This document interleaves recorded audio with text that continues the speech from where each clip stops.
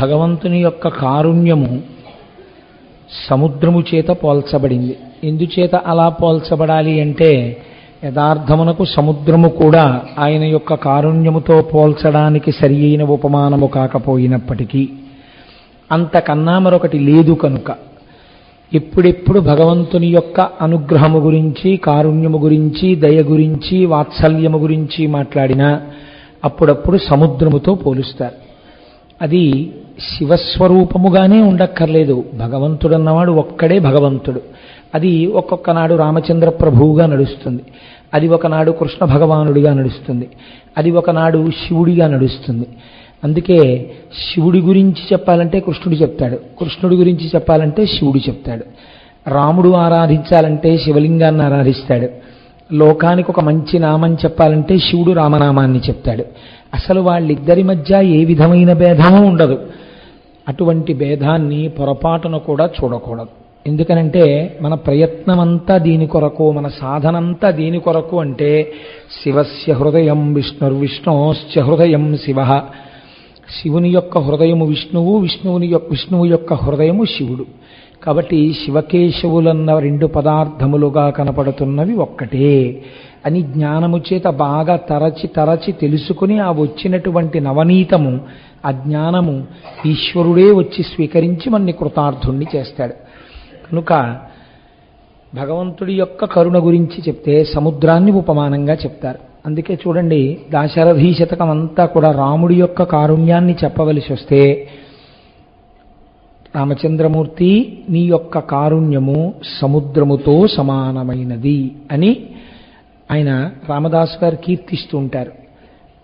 సముద్రము యొక్క లోతు తెలుసుకునేటటువంటి ప్రయత్నం చేసింది అనుకోండి, ఒక ఉప్పు చిలక, ఒక పంచదార చిలక, అది లోతు తెలుసుకోలేదు. తెలుసుకోకముందే ఆ ఉప్పు చిలక, పంచదార చిలక కూడా సముద్రములో అంతర్భాగముగా కరిగిపోతుంది. భగవంతుని యొక్క కారుణ్యముతో కూడిన లీలలు దేని కొరకు వింటారంటే, మీరు విన్నప్పుడు మీ మనస్సు హత్తుకుంటుంది. అలా అని అబద్ధాలు తీసుకొచ్చి చెప్పకూడదు. ఉన్నది ఉన్నట్టే చెప్పాలి, అది జరిగిన కథ అయి ఉండాలి. అప్పుడు మీరు ఆ విశేషాన్ని వింటే, ఆయన యొక్క అంతులేని దయను వింటే, దశరథి కరుణాపయోనిధి అన్నట్టే భగవంతుడు కరుణాపయోనిధి. అది విన్నప్పుడు మీ మనస్సు పట్టుకుంటుంది. మనస్సుకున్నటువంటి గొప్ప బలమదే, గొప్ప బలహీనత అదే.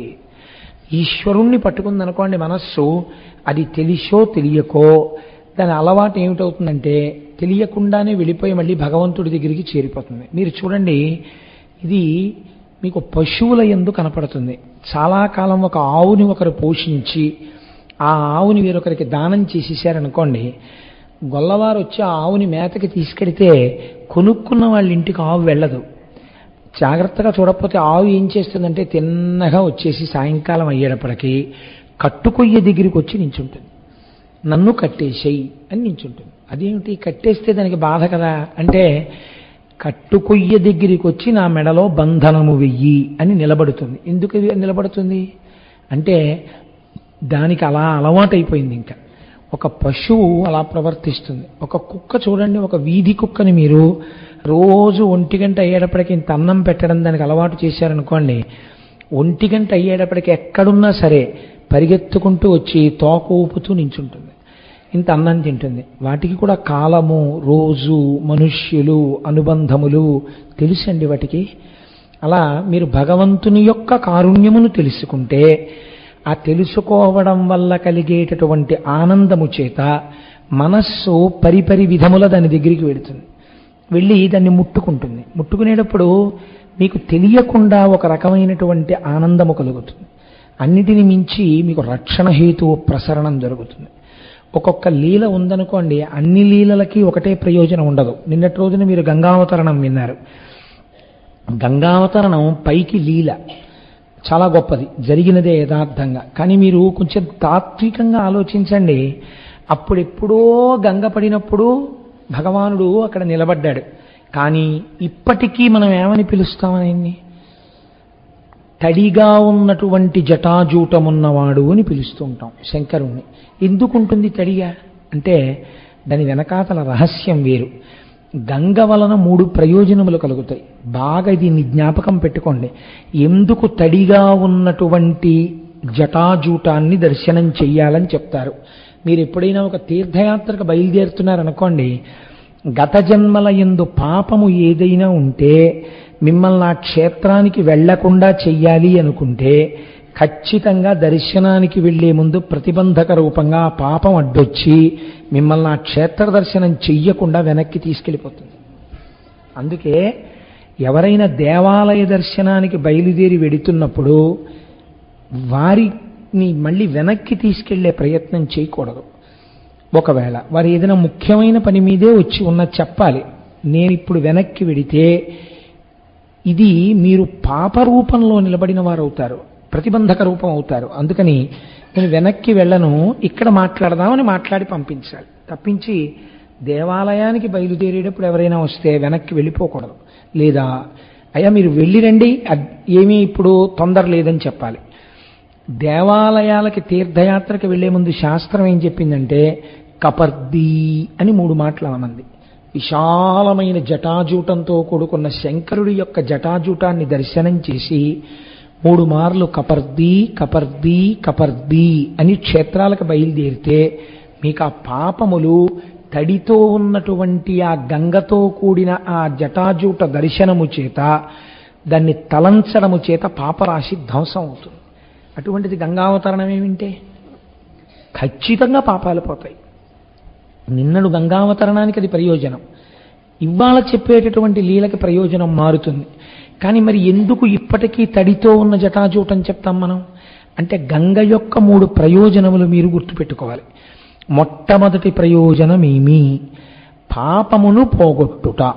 మీరు చూడండి, ఇంటికి అశౌచం వచ్చిందనుకోండి, ఇంటికి అశౌచం రాదు, ఇంట్లో ఉన్న వాళ్ళకి అశౌచం వస్తుంది. అశౌచం వాయు సంబంధం. వాళ్ళు తిరుగుతున్నారు అనుకోండి, ఇంట్లో వాయు సంబంధంగా అశౌచం నిలబడుతుంది. అది పోగొట్టడానికి ఏం చేస్తారు? ఓ 11 రోజులో ఎంతో అశౌచం వచ్చిందనుకోండి, మీరు తెలిసో తెలియకో ఏవో ముట్టుకుని ఉంటారు. పైగా వాయువు కొంతకాలం నిలబడింది, మళ్ళీ ఇదంత తొందరగా విరిగిపోదు. అందుకని ఏం చేస్తారు? తీసుకొచ్చి మా ఇంట్లో స్వస్తి పుణ్యాహవాచనం చేయించామండి అంటారు. మామిడి కొమ్మలు పెట్టే పార్వతీ పరమేశ్వరుని యొక్క పాదద్వందం శివానంద లహరిలో శంకరాచార్యులు వారు చెప్తారు. ఆ కలశలోని నీటిలోకి ఆ శక్తిని ఆవాహన చేసి మామిడి మండతో ఇల్లంతా చల్లుతారు. చల్లితే ఇప్పుడు ఏమవుతుంది? ఆ వాయు సంబంధమైన అశౌచ దోషం ఎగిరిపోతుంది. గంగకి ఆ శక్తి ఉంది. మీరు గంగనే తేకపోయినా అక్కడ ఒక గ్లాసులో నీళ్లు పోసి గంగే చ యమునే చైవ గోదావరి సరస్వతి నర్మదే సింధు కావేర్యౌ జలేస్మిన్ సన్నిధిం కురు, మీరు ఈ కలశ పాత్రలోకి ప్రవేశించండి అన్నారనుకోండి, ప్రవేశిస్తుంది. కానీ సాధారణంగా మనం చేసేటటువంటి దోషం ఏమిటో తెలుసా అండి? కలశ పాత్రకి ఆచమన పాత్రకి ఒక్కటే పాత్ర వాడతారు.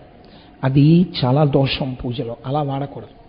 ఎందుచేత అంటే మీరు ఆచమన పాత్రలో ఏం చేస్తారు? పూజ మొదలు పెడుతూనే ఓం కేశవాయ స్వాహ అని కొన్ని నీళ్లు చేతిలో పోసుకొని తాగుతారు.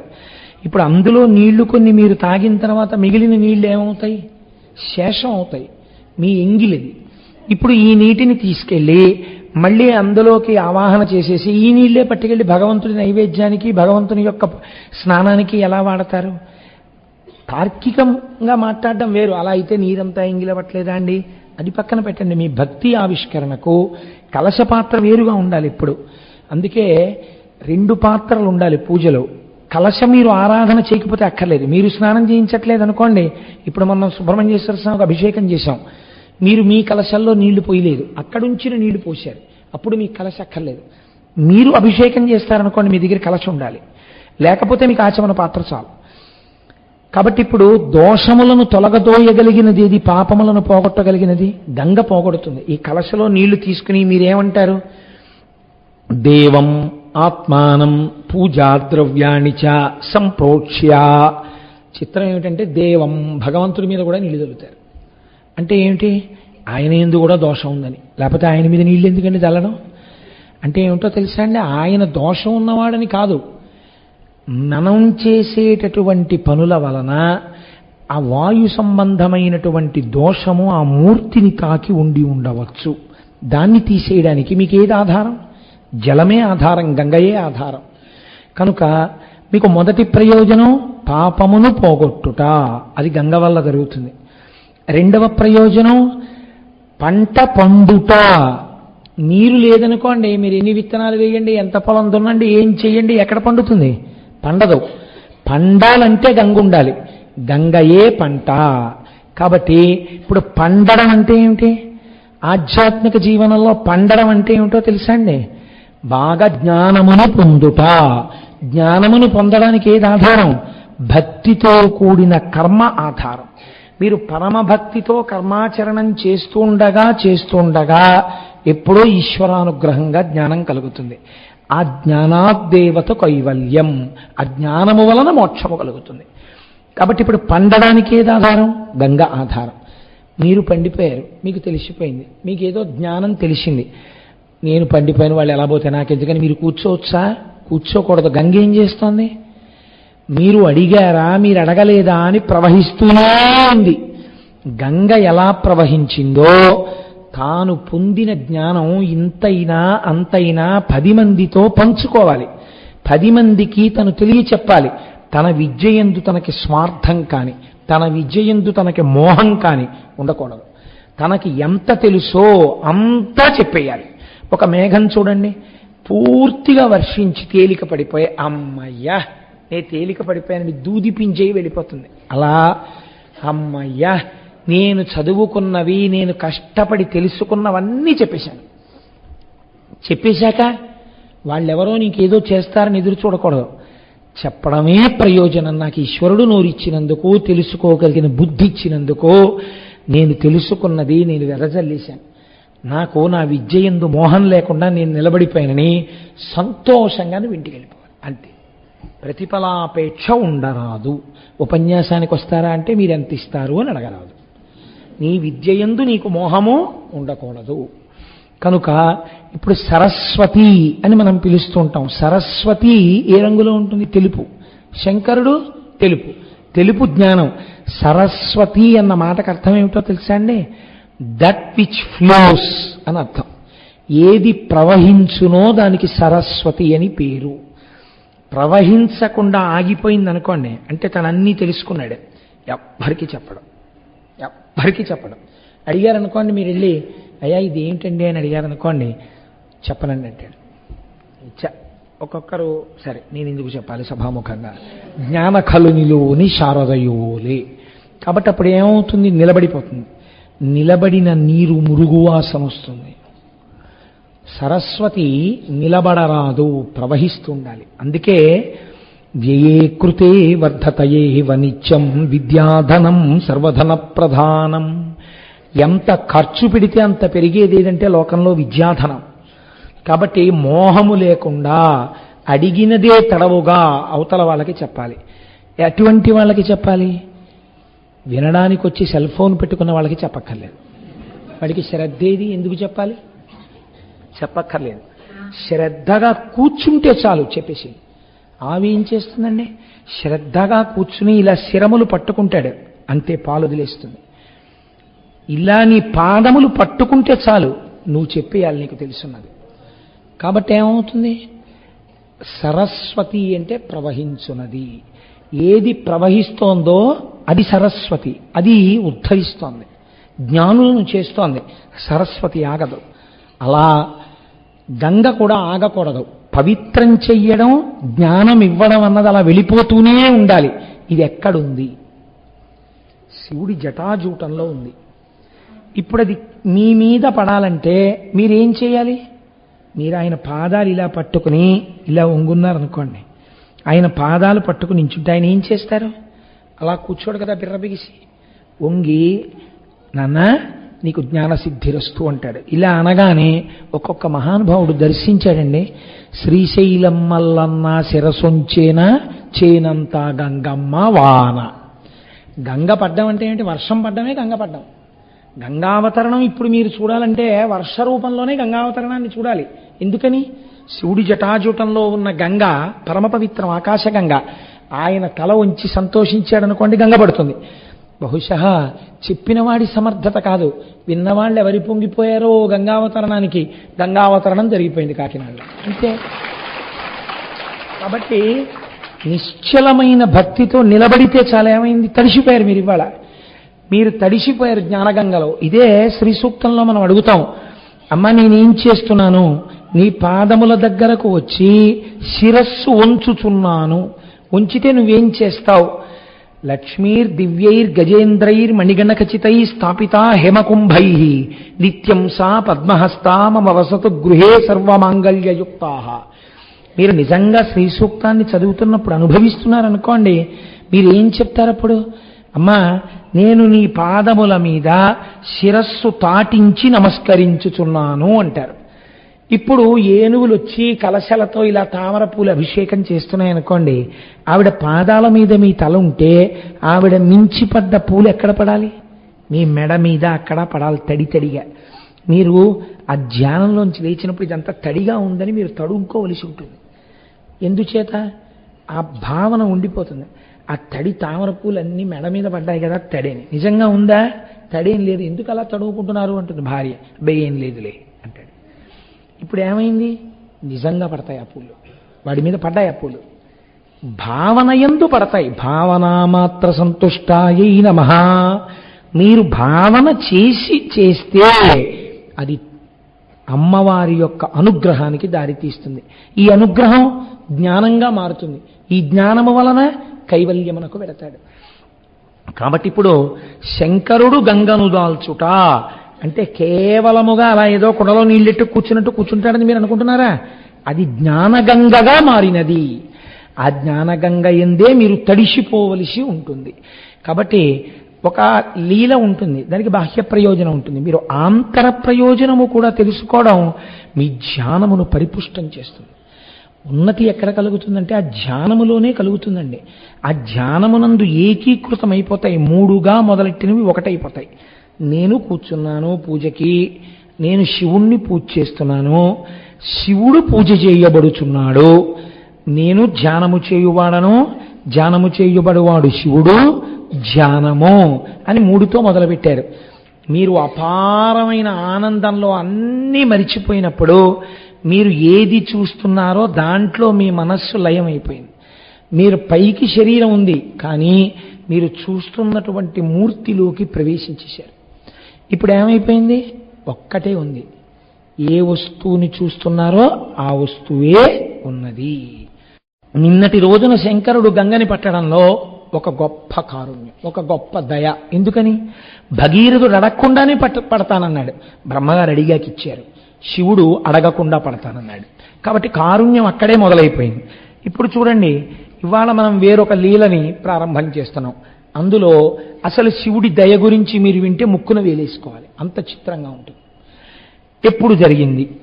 పాండవులు అరణ్యవాసం చేస్తున్నారు. దేనికి అరణ్యవాసం చేశారు? ధర్మమూర్తులు కనుక, ధర్మమును ఆలంబనముగా స్వీకరించిన వారు కనుక వారు అరణ్యవాసం చేస్తున్నారు. మీరు ఒకటి బాగా జ్ఞాపకం పెట్టుకోండి, ఎప్పుడు కథని కథగా వినడం వల్ల మీకు ప్రయోజనము చాలా తక్కువ. కథని మీరు విచారణ చేస్తూ ఉండాలి. ఒక పద్యం చదివితే కాసేపు కళ్ళు మూసుకొని ఆలోచించాలి, ఈ పద్యం ఇలా ఎందుకు వచ్చింది అని ఆలోచించాలి. పాండవులు ఎక్కడున్నారండి? అరణ్యవాసం చేస్తున్నారు. పాండవులలో ధర్మరాజాదులకు తెలియదా కృష్ణుడు భగవానుడని? ఖచ్చితంగా తెలుసు. కుంతీదేవి ఎన్నో మాటలు చెప్పింది ఈ విషయాన్ని. కృష్ణుడు వచ్చాడు. వచ్చినప్పుడు ఏమనాలండి వాళ్ళు? ఎందుకు నువ్వు మాకు ఇలా వస్తూ ఉండడం అడిగిన అన్నం నేను వెళ్ళడానికే? ఏమయ్యా నువ్వు తలుచుకుంటే మాకు మళ్ళీ రాజ్యం ఇవ్వలేవా? మాకు ఈ అరణ్యవాసం ఏమిటి కష్టాలు అని అడగాలి కృష్ణుడిని. వాళ్ళు దెప్పి పొడవలేదు. ఎప్పుడు మీరు భగవంతుడి పాదములను బాగా పట్టుకోవలసింది ఎప్పుడో తెలుసా అండి? కష్టంలో ఉన్నప్పుడే ఎక్కువ పట్టుకోవాలి. నింద చెయ్యకూడదు. ఈశ్వరుణ్ణి ఉద్ధరించే మార్గం చెప్పమని ఈశ్వరుణ్ణే అడగాలి మీరు. ఏ వస్తువు మీకు నమ్మకం ఉందని ఏమిటి గుర్తు? ఈయన దగ్గరికి వెడితే పని అవుతుంది అని మీకు నమ్మకం ఉంది అని గుర్తేమిటి? మీరు ఆయన దగ్గరికి వెళ్ళి అడుగుతారు కదండి. మీకు భగవంతుడి మీద కూడా విశ్వాసం ఉంది, ఏమిటి గుర్తు? భగవంతుడిని అడగాలి చేసి పెట్టమని. కానీ ఒక్కటి, మీరు ఎలా ఉండాలి అడిగేటప్పుడు మీకు చేయడానికి? మీరు ధర్మమునందు నిలబడ్డానికి సిద్ధపడాలి కదా. అరణ్యవాసమునందున్న పాండవుల యందు స్థితి ఉన్నది. కాబట్టి ఇప్పుడు ధర్మరాజు కృష్ణ భగవానుడితో ఒక మాట అంటున్నాడు. శ్రీకృష్ణ భగవానుడు అరణ్యానికి వచ్చాడు. తన భక్తుల కోసమని భగవంతుడు ఎక్కడికైనా వెళ్ళిపోతుంటాడు. ఇప్పుడు సాకారుడై అక్కడికి వచ్చాడు. ఆయన అన్నాడు, ధర్మరాజు, మరియును రాజసూయమున మారుతి తోడను క్రీడితోడను పరిభవముందినట్టి జనపాలురు మత్సరముంది యుద్ధతిన్ కురుపతి చేరి మీరిమము కూల్చదలంచుచునున్నవారు దుర్భరమగు వీరినందర దురంబున నోర్వగ పద్మలోచన అన్నాడు. అయ్యా మహానుభావానికి తెలియనటువంటి విషయం లేదు. రాజసూయాగం చేశాం మేము పూర్వం. ఆ రాజసూయాగం చేసినప్పుడు మారుతి అంటే ఇక్కడ హనుమకారు, వాయుపుత్రుడు భీమసేనుడు. భీమసేనుడు అర్జునుడు కలిసి తమ బాహుబలంతో ఎందరో రాజుల్ని రాజాధిరాజుల్ని ఓడించి అంతమంది ఓడిపోయి ఎదురు తిరిగేవాడు లేడన్న స్థితి వస్తే తప్ప రాజసూయాగం చేయరు. కాబట్టి మేము రాజసూయాగం చేశాము అంటే అందరూ రాజుల్ని ఓడించేశాం. మా చేత ఓడింపబడిన రాజు లేడు. ఇప్పుడు మేము అరణ్యవాసానికి వచ్చాం అంటే ఏమైంది? ఓడలు బళ్ళయ్యాయి. ఇప్పుడు ఇది ఎవరి వలన జరిగి ఉండాలి? విధి వలనే జరిగి ఉండాలి. భగవంతుని యొక్క ఆశ్చర్యకరమైన చేష్టితమే. కాబట్టి నువ్వు కారణం అంటున్నాడా ధర్మరాజు? అంటలేదు. ఇప్పుడు మేము అరణ్యంలో ఉన్నాం. ఇత పూర్వం మా చేత ఓడింపబడిన వారు అందరూ ఏకమయ్యారు. ఏకమై ఏమిటి వాళ్ళకి మా మీద పగ? ఇత పూర్వం మేము రాజసూయాగం చేశాం, సింహాసనాల మీద ఉన్నాం. ఇప్పుడు మేము రాజ్యభ్రష్టులం, అరణ్యంలో ఉన్నాం. అందరూ చేతులు కలిపి మా మీద ప్రధానమైన పగ పెంచుకున్నవాడెవరో, నిరంతరం మమ్మల్ని మట్టు పెట్టడమే లక్ష్యంగా బ్రతికేవాడెవరో అటువంటి దుర్యోధనుడితో చేతులు కలిపారు. కాబట్టి మాకు శత్రువులు అనంతములు. అడుగు తీసి అడుగేస్తే మాకు శత్రువే. ఎప్పుడు ఎలా మమ్మల్ని చంపుదామా అని చూస్తున్న వాళ్ళే ఉన్నారు. ఈశ్వర, మేము ఈ సంకటం నుంచి ఎలా బయటపడతాం? మాకు ధైర్యం ఎలా కలుగుతుంది? రేపొద్దున్న అజ్ఞాతవాసం పూర్తయి బయటికి వస్తే మేము వీళ్లతో యుద్ధం చెయ్యాలి కదా. ధర్మరాజు ఎంత దూరదృష్టితో అడుగుతున్నాడో చూడండి. అజ్ఞాతవాసం పూర్తయి నేనే ధర్మరాజుని అని చెప్పే లోపలే కనిపెట్టే వాళ్ళు కోట్ల మంది తిరుగుతున్నారు. వీళ్ళు మమ్మల్ని తెగటార్చే ప్రయత్నంలో ఉంటారు. మేమెవరో తెలిస్తే అసలు ఇంకా మేము యుద్ధానికి బలం సమీకరించుకోవడానికి అవకాశం ఉండదు. నలుగురిని పోగేసుకుని మేమెవరో ఎక్కడున్నామో ఎవ్వరికీ తెలియదు. ఎందుకని అజ్ఞాతవాసానికి వెళ్ళిపోవాలి, ఎక్కడో ఉంటాం. అజ్ఞాతవాసంలోంచి ఎంత కష్టం వచ్చిందండి నిజంగా పాండవులకి. మేము ఇలా బయటికి వచ్చి ఊపిరి పీల్చుకుని అమ్మయ్యా అజ్ఞాతవాసం అయిపోయింది అనేటప్పటికీ ఓం అని గణపతి పూజ ఎక్కడ? యుద్ధభూమిలోనే. అదే జరిగింది కదండి మరి ఉత్తరగోగ్రహణంలో. శత్రువులు వెన్నంటి వచ్చి నిలబడిపోతారంతే. అప్పటికి మాకెవరు దిక్కు? ఎవరు మా వెనకాల ఉన్నవాళ్ళు ఎవరు? మేము 5గురమే. వాళ్ళు మమ్మల్ని తెగటార్చరా? అన్ని వేపుల నుంచి వచ్చి మమ్మల్ని చంపరా? మాకు ఇప్పుడు ఉన్న శక్తి మాకు చాలని అహంకరించట్లా. ధర్మరాజు గారు పట్టుకునేటటువంటి ఆయుధాల గురించి మీరు వింటే ఆశ్చర్యపోతారు. ప్రతిదాని మీద బంగారు వృషభాలు చెక్కుంటాయి. ఇంట్లో ఉండే వస్తువులు కూడా అలా ఉండాలండి. మీరు ఇంట్లో ఉండే ఏ వస్తువుని ముట్టుకున్నా అది మిమ్మల్ని ధర్మ ప్రచోదనం చేసేదై ఉండాలి. మీ మనస్సు వ్యగ్రతతో ఉందనుకోండి, మీరు ఇలా వెళ్ళి కబ్బోర్డ్ తీస్తే కేవలం మీ ప్యాంట్లు చొక్కాలు హ్యాంగర్ ఉండకూడదు. మీ ప్యాంట్లు చొక్కాలతో పాటు ఆ వెనకాతల ఒక రాజరాజేశ్వరి అమ్మవారి ఫోటో ఉందనుకోండి, మీ మనస్సు ఏదో ఉద్ధతితో బయలుదేరుతూ ప్యాంటు షర్టు తీసుకుంటోందనుకోండి, అమ్మవారి ఎదురుగుండా కనపడగానే ఎంతమందికి నువ్వేం ఉపన్యాసాలు చెప్పావు, ఇవాళ ఎంత కోపంతో బయలుదేరుతున్నావు, అలా వెళ్ళొచ్చా నువ్వు? అంతే, సంయమనంలో కడతారు. ఎటు తిరిగినా మీకు చంద్రశేఖర పరమాచార్య స్వామి వారి మూర్తులు కనపడుతున్నాయి అనుకోండి, ఆయన్ని చూడగానే అసలు ఆయన యొక్క ఆ చిరునవ్వు చూడగానే మీ మనస్సు శాంతంగా ఉంటుంది. అవతల వాళ్ళ అజ్ఞానాన్ని మీరు మన్నించగలుగుతారు. ఈ స్థితి రావడానికి వస్తువులు కూడా అలా ఉండాలి. అందుకే ధర్మరాజు గారి వాడేటటువంటి ఆయుధాలన్నింటి మీద బంగారు వృషభములను చెక్కించుకున్నాడు. ఎందుకో తెలుసా అండి? బంగారు వృషభములు, వృషభము పరమశివుడు అధిరోహిస్తాడు. వృషభము ధర్మమునకు సంకేతము. నేను ఆయుధం పట్టినా ధర్మానికే పట్టాలి, నేను బాణం వదిలితే ధర్మానికే వదలాలి. నేను ఇలా పట్టుకుంటే వృషభాలు కనపడుతుండాలి. కాబట్టి నిష్కారణ బాణ ప్రయోగం జరగకూడదు. అందుకని దాని మీద కూడా వృషభాలే. మీకు ఏది వచ్చినా మీకు ఈ ధర్మం నేర్పిందండి లోకంలో. మన పౌరాణిక వాంగ్మయం లాంటి వాంగ్మయం ఎక్కడుందండి ప్రపంచంలో? మీరు విచారణ చేసి చదవండి. అసలు నేను ఇటువంటి ధర్మంలో పుట్టినందుకు ఈశ్వర కృతజ్ఞుడను, ఎన్ని జన్మలెత్తినా నీ ధర్మంలో పుట్టించని అడుగుతారు మీరు.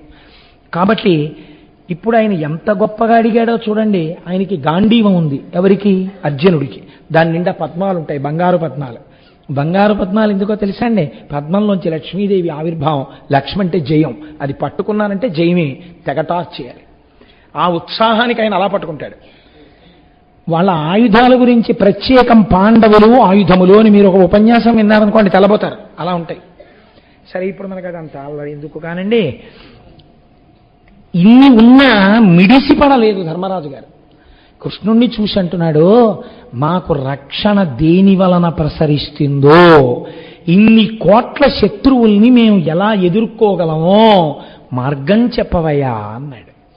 ఇది పెద్దలు కనపడినప్పుడు మీరు అడగవలసిన మాట. ఇప్పుడు చూడండి కృష్ణుడు ఎంత అందంగా మాట్లాడుతున్నాడు. ఎక్కడున్నాయండి శివకేశవ వేదాలు? కృష్ణుడు అంటున్నాడు, అనినా వనజాక్షుడారసి అనియను ధర్మజునితోడా అనఘ చరిత్ర మునివరుడు ఉపమన్యుని శాసనమునచే శివుని కొలిచి శక్తులు కొంటిన్. నాకు ఉపమన్యు మహర్షి ఉపదేశం చేశారు. నేను పరమశివుణ్ణి ఆరాధన చేసి ఎన్నో శక్తులు పొందాను. కృష్ణ భగవానుడు చెప్తున్నాడు అర్జునుడు ధర్మరాజు గారితోటి అని. అభవుడు సంశ్రితార్తిహరుడు అద్భుత శౌర్య ధురంధరుండు, అద్భుత శౌర్య ధురంధరున్ అసద్విభవహరుండు మీరికను విశ్వవిమోహన ధీరుడైన అవ్విభుని భజించి చేకొనుడు వెగ్గల మొప్ప సమస్త సంపదల్ రభసములేని మార్గమిది రాజలలామా తలంచి చూడుమా. ఎందుకయ్యా బెంగపెట్టుకుంటావు? మహానుభావుడు, దీనదయాళు, ఎవరి పేరు శివుడో, ఎవరు మంగళములన్నిటికీ కూడా ఆలవాలమో, ఎవడి అనుగ్రహము మంగళములనిస్తుందో, ఏ ఒక్కడు ఇలా చెయ్యెత్తి అంటే నీకు శుభం జరుగుతుందో, ఏ ఒక్కడు నిన్ను చూసి నవ్వినంత మాత్రం చేత సమస్త లోకములు నీకు ఎదురు నిలబడినా నువ్వు బెంగపెట్టుకోనవసరం లేదో. వాళ్ళు ప్రాజ్ఞుడి పరిస్థితి ఎప్పుడు ఎలా ఉంటుందో తెలుసా అండి? శత్రుబలాన్ని అంటే క్షాత్రమునందు శత్రువు ఎంతటి వాడంటే అనకూడదు. ఎంతండి వాడెంతండి అనడు క్షత్రియుడు. చిన్న శత్రువు అయినా సరే బాగా వాడి బలాన్ని ఎక్కువ చూడాలి. మీకు అందుకే లోకంలో సింహావలోకనము అన్న మాట వచ్చింది. సింహం మృగరాజు, అది కానీ గర్జించింది అనుకోండి మిగిలిన జంతువులు పారిపోతాయి. అలాంటి సింహం అరణ్యంలో నడిచి వెళ్ళేటప్పుడు దాని వెంట్రుకల్లోంచి వాసన ఎంత దూరం వస్తుందో అంత దూరం జంతువులు ఉండవు. అలాంటి సింహం ఒక 50 అడుగులు నడిచి ఆగి వెనక్కి తిరిగి ఒకసారి చుట్టూ చూస్తుంది. ఎందుకు చూడడం అంటే, నేను ఇంత మృగరాజుని కదా, నా దగ్గరికి ఎవరొస్తారని ధిక్కార ధోరణితో ఉండదు, వెనక్కి తిరిగి చూస్తూనే ఉంటుంది. నీవు 4 సభలలో పూజనీయుడు అనిపించుకుంటే ఇంకా నా అంతటి వాడెక్కడున్నాడని నువ్వు భగవదారాధనం మానేసి, ధ్యానం మానేసి, ఓ 4 మంచి పుస్తకాలు చదవడం మానేసి నువ్వు ఉంటే నువ్వు సింహావలోకనము చేసిన వాడవు కాదు, నక్కవైపోతావు. కాబట్టి ఏం చెయ్యాలి అంటే సింహాన్ని దృష్టిలో పెట్టుకోవాలి. పెట్టుకుని ఎప్పుడు శంకరాచార్యులు వారు అందుకే చెప్తారు, అంతటి మహానుభావుడు పిబేయం విద్యార్థి తవ చరణ నిర్ణేజన జలం అనాలి. అమ్మా నీ కాళ్ళు కడిగిన నీళ్ళు ఎప్పుడు తాగుతానోనమ్మా, ఎప్పుడు తాగుతానోనమ్మా అంటూనే ఉండాలి ఎప్పుడును. ఇది వెనక్కి తిరిగి చూడాలి. అందుకని ధర్మరాజు గారు ప్రాజ్ఞుడు. మాకిన్నున్నాయంటలేదు, శత్రుబలాన్ని ఎక్కువ చేసి చెప్తున్నాడు. నిజంగా శత్రుబలం అంత గొప్పదా? పాండవుల ముందు నిలబడగలిగిన బలమేనా? మీరు తక్కువని అనుకోక్కర్లేదండి. కురుబలం గురించి నిజంగా మీరు చూస్తే అసలు ఒక్కొక్కడు ఎటువంటి వాడో తెలుసా అండి? యుద్ధం అక్కర్లేదు, మీరు ఏమి యుద్ధం చేయక్కర్లేదండి వాళ్ళతో. మీరు యుద్ధం ఏమీ చేయకుండా అలా పక్క నుంచి వెళ్ళిపోయారనుకోండి, ఒక్క శాపం ఇచ్చేస్తాడు. అటువంటి వాళ్ళు ఉన్నారు అందులో. ఎటువంటి వాళ్ళు?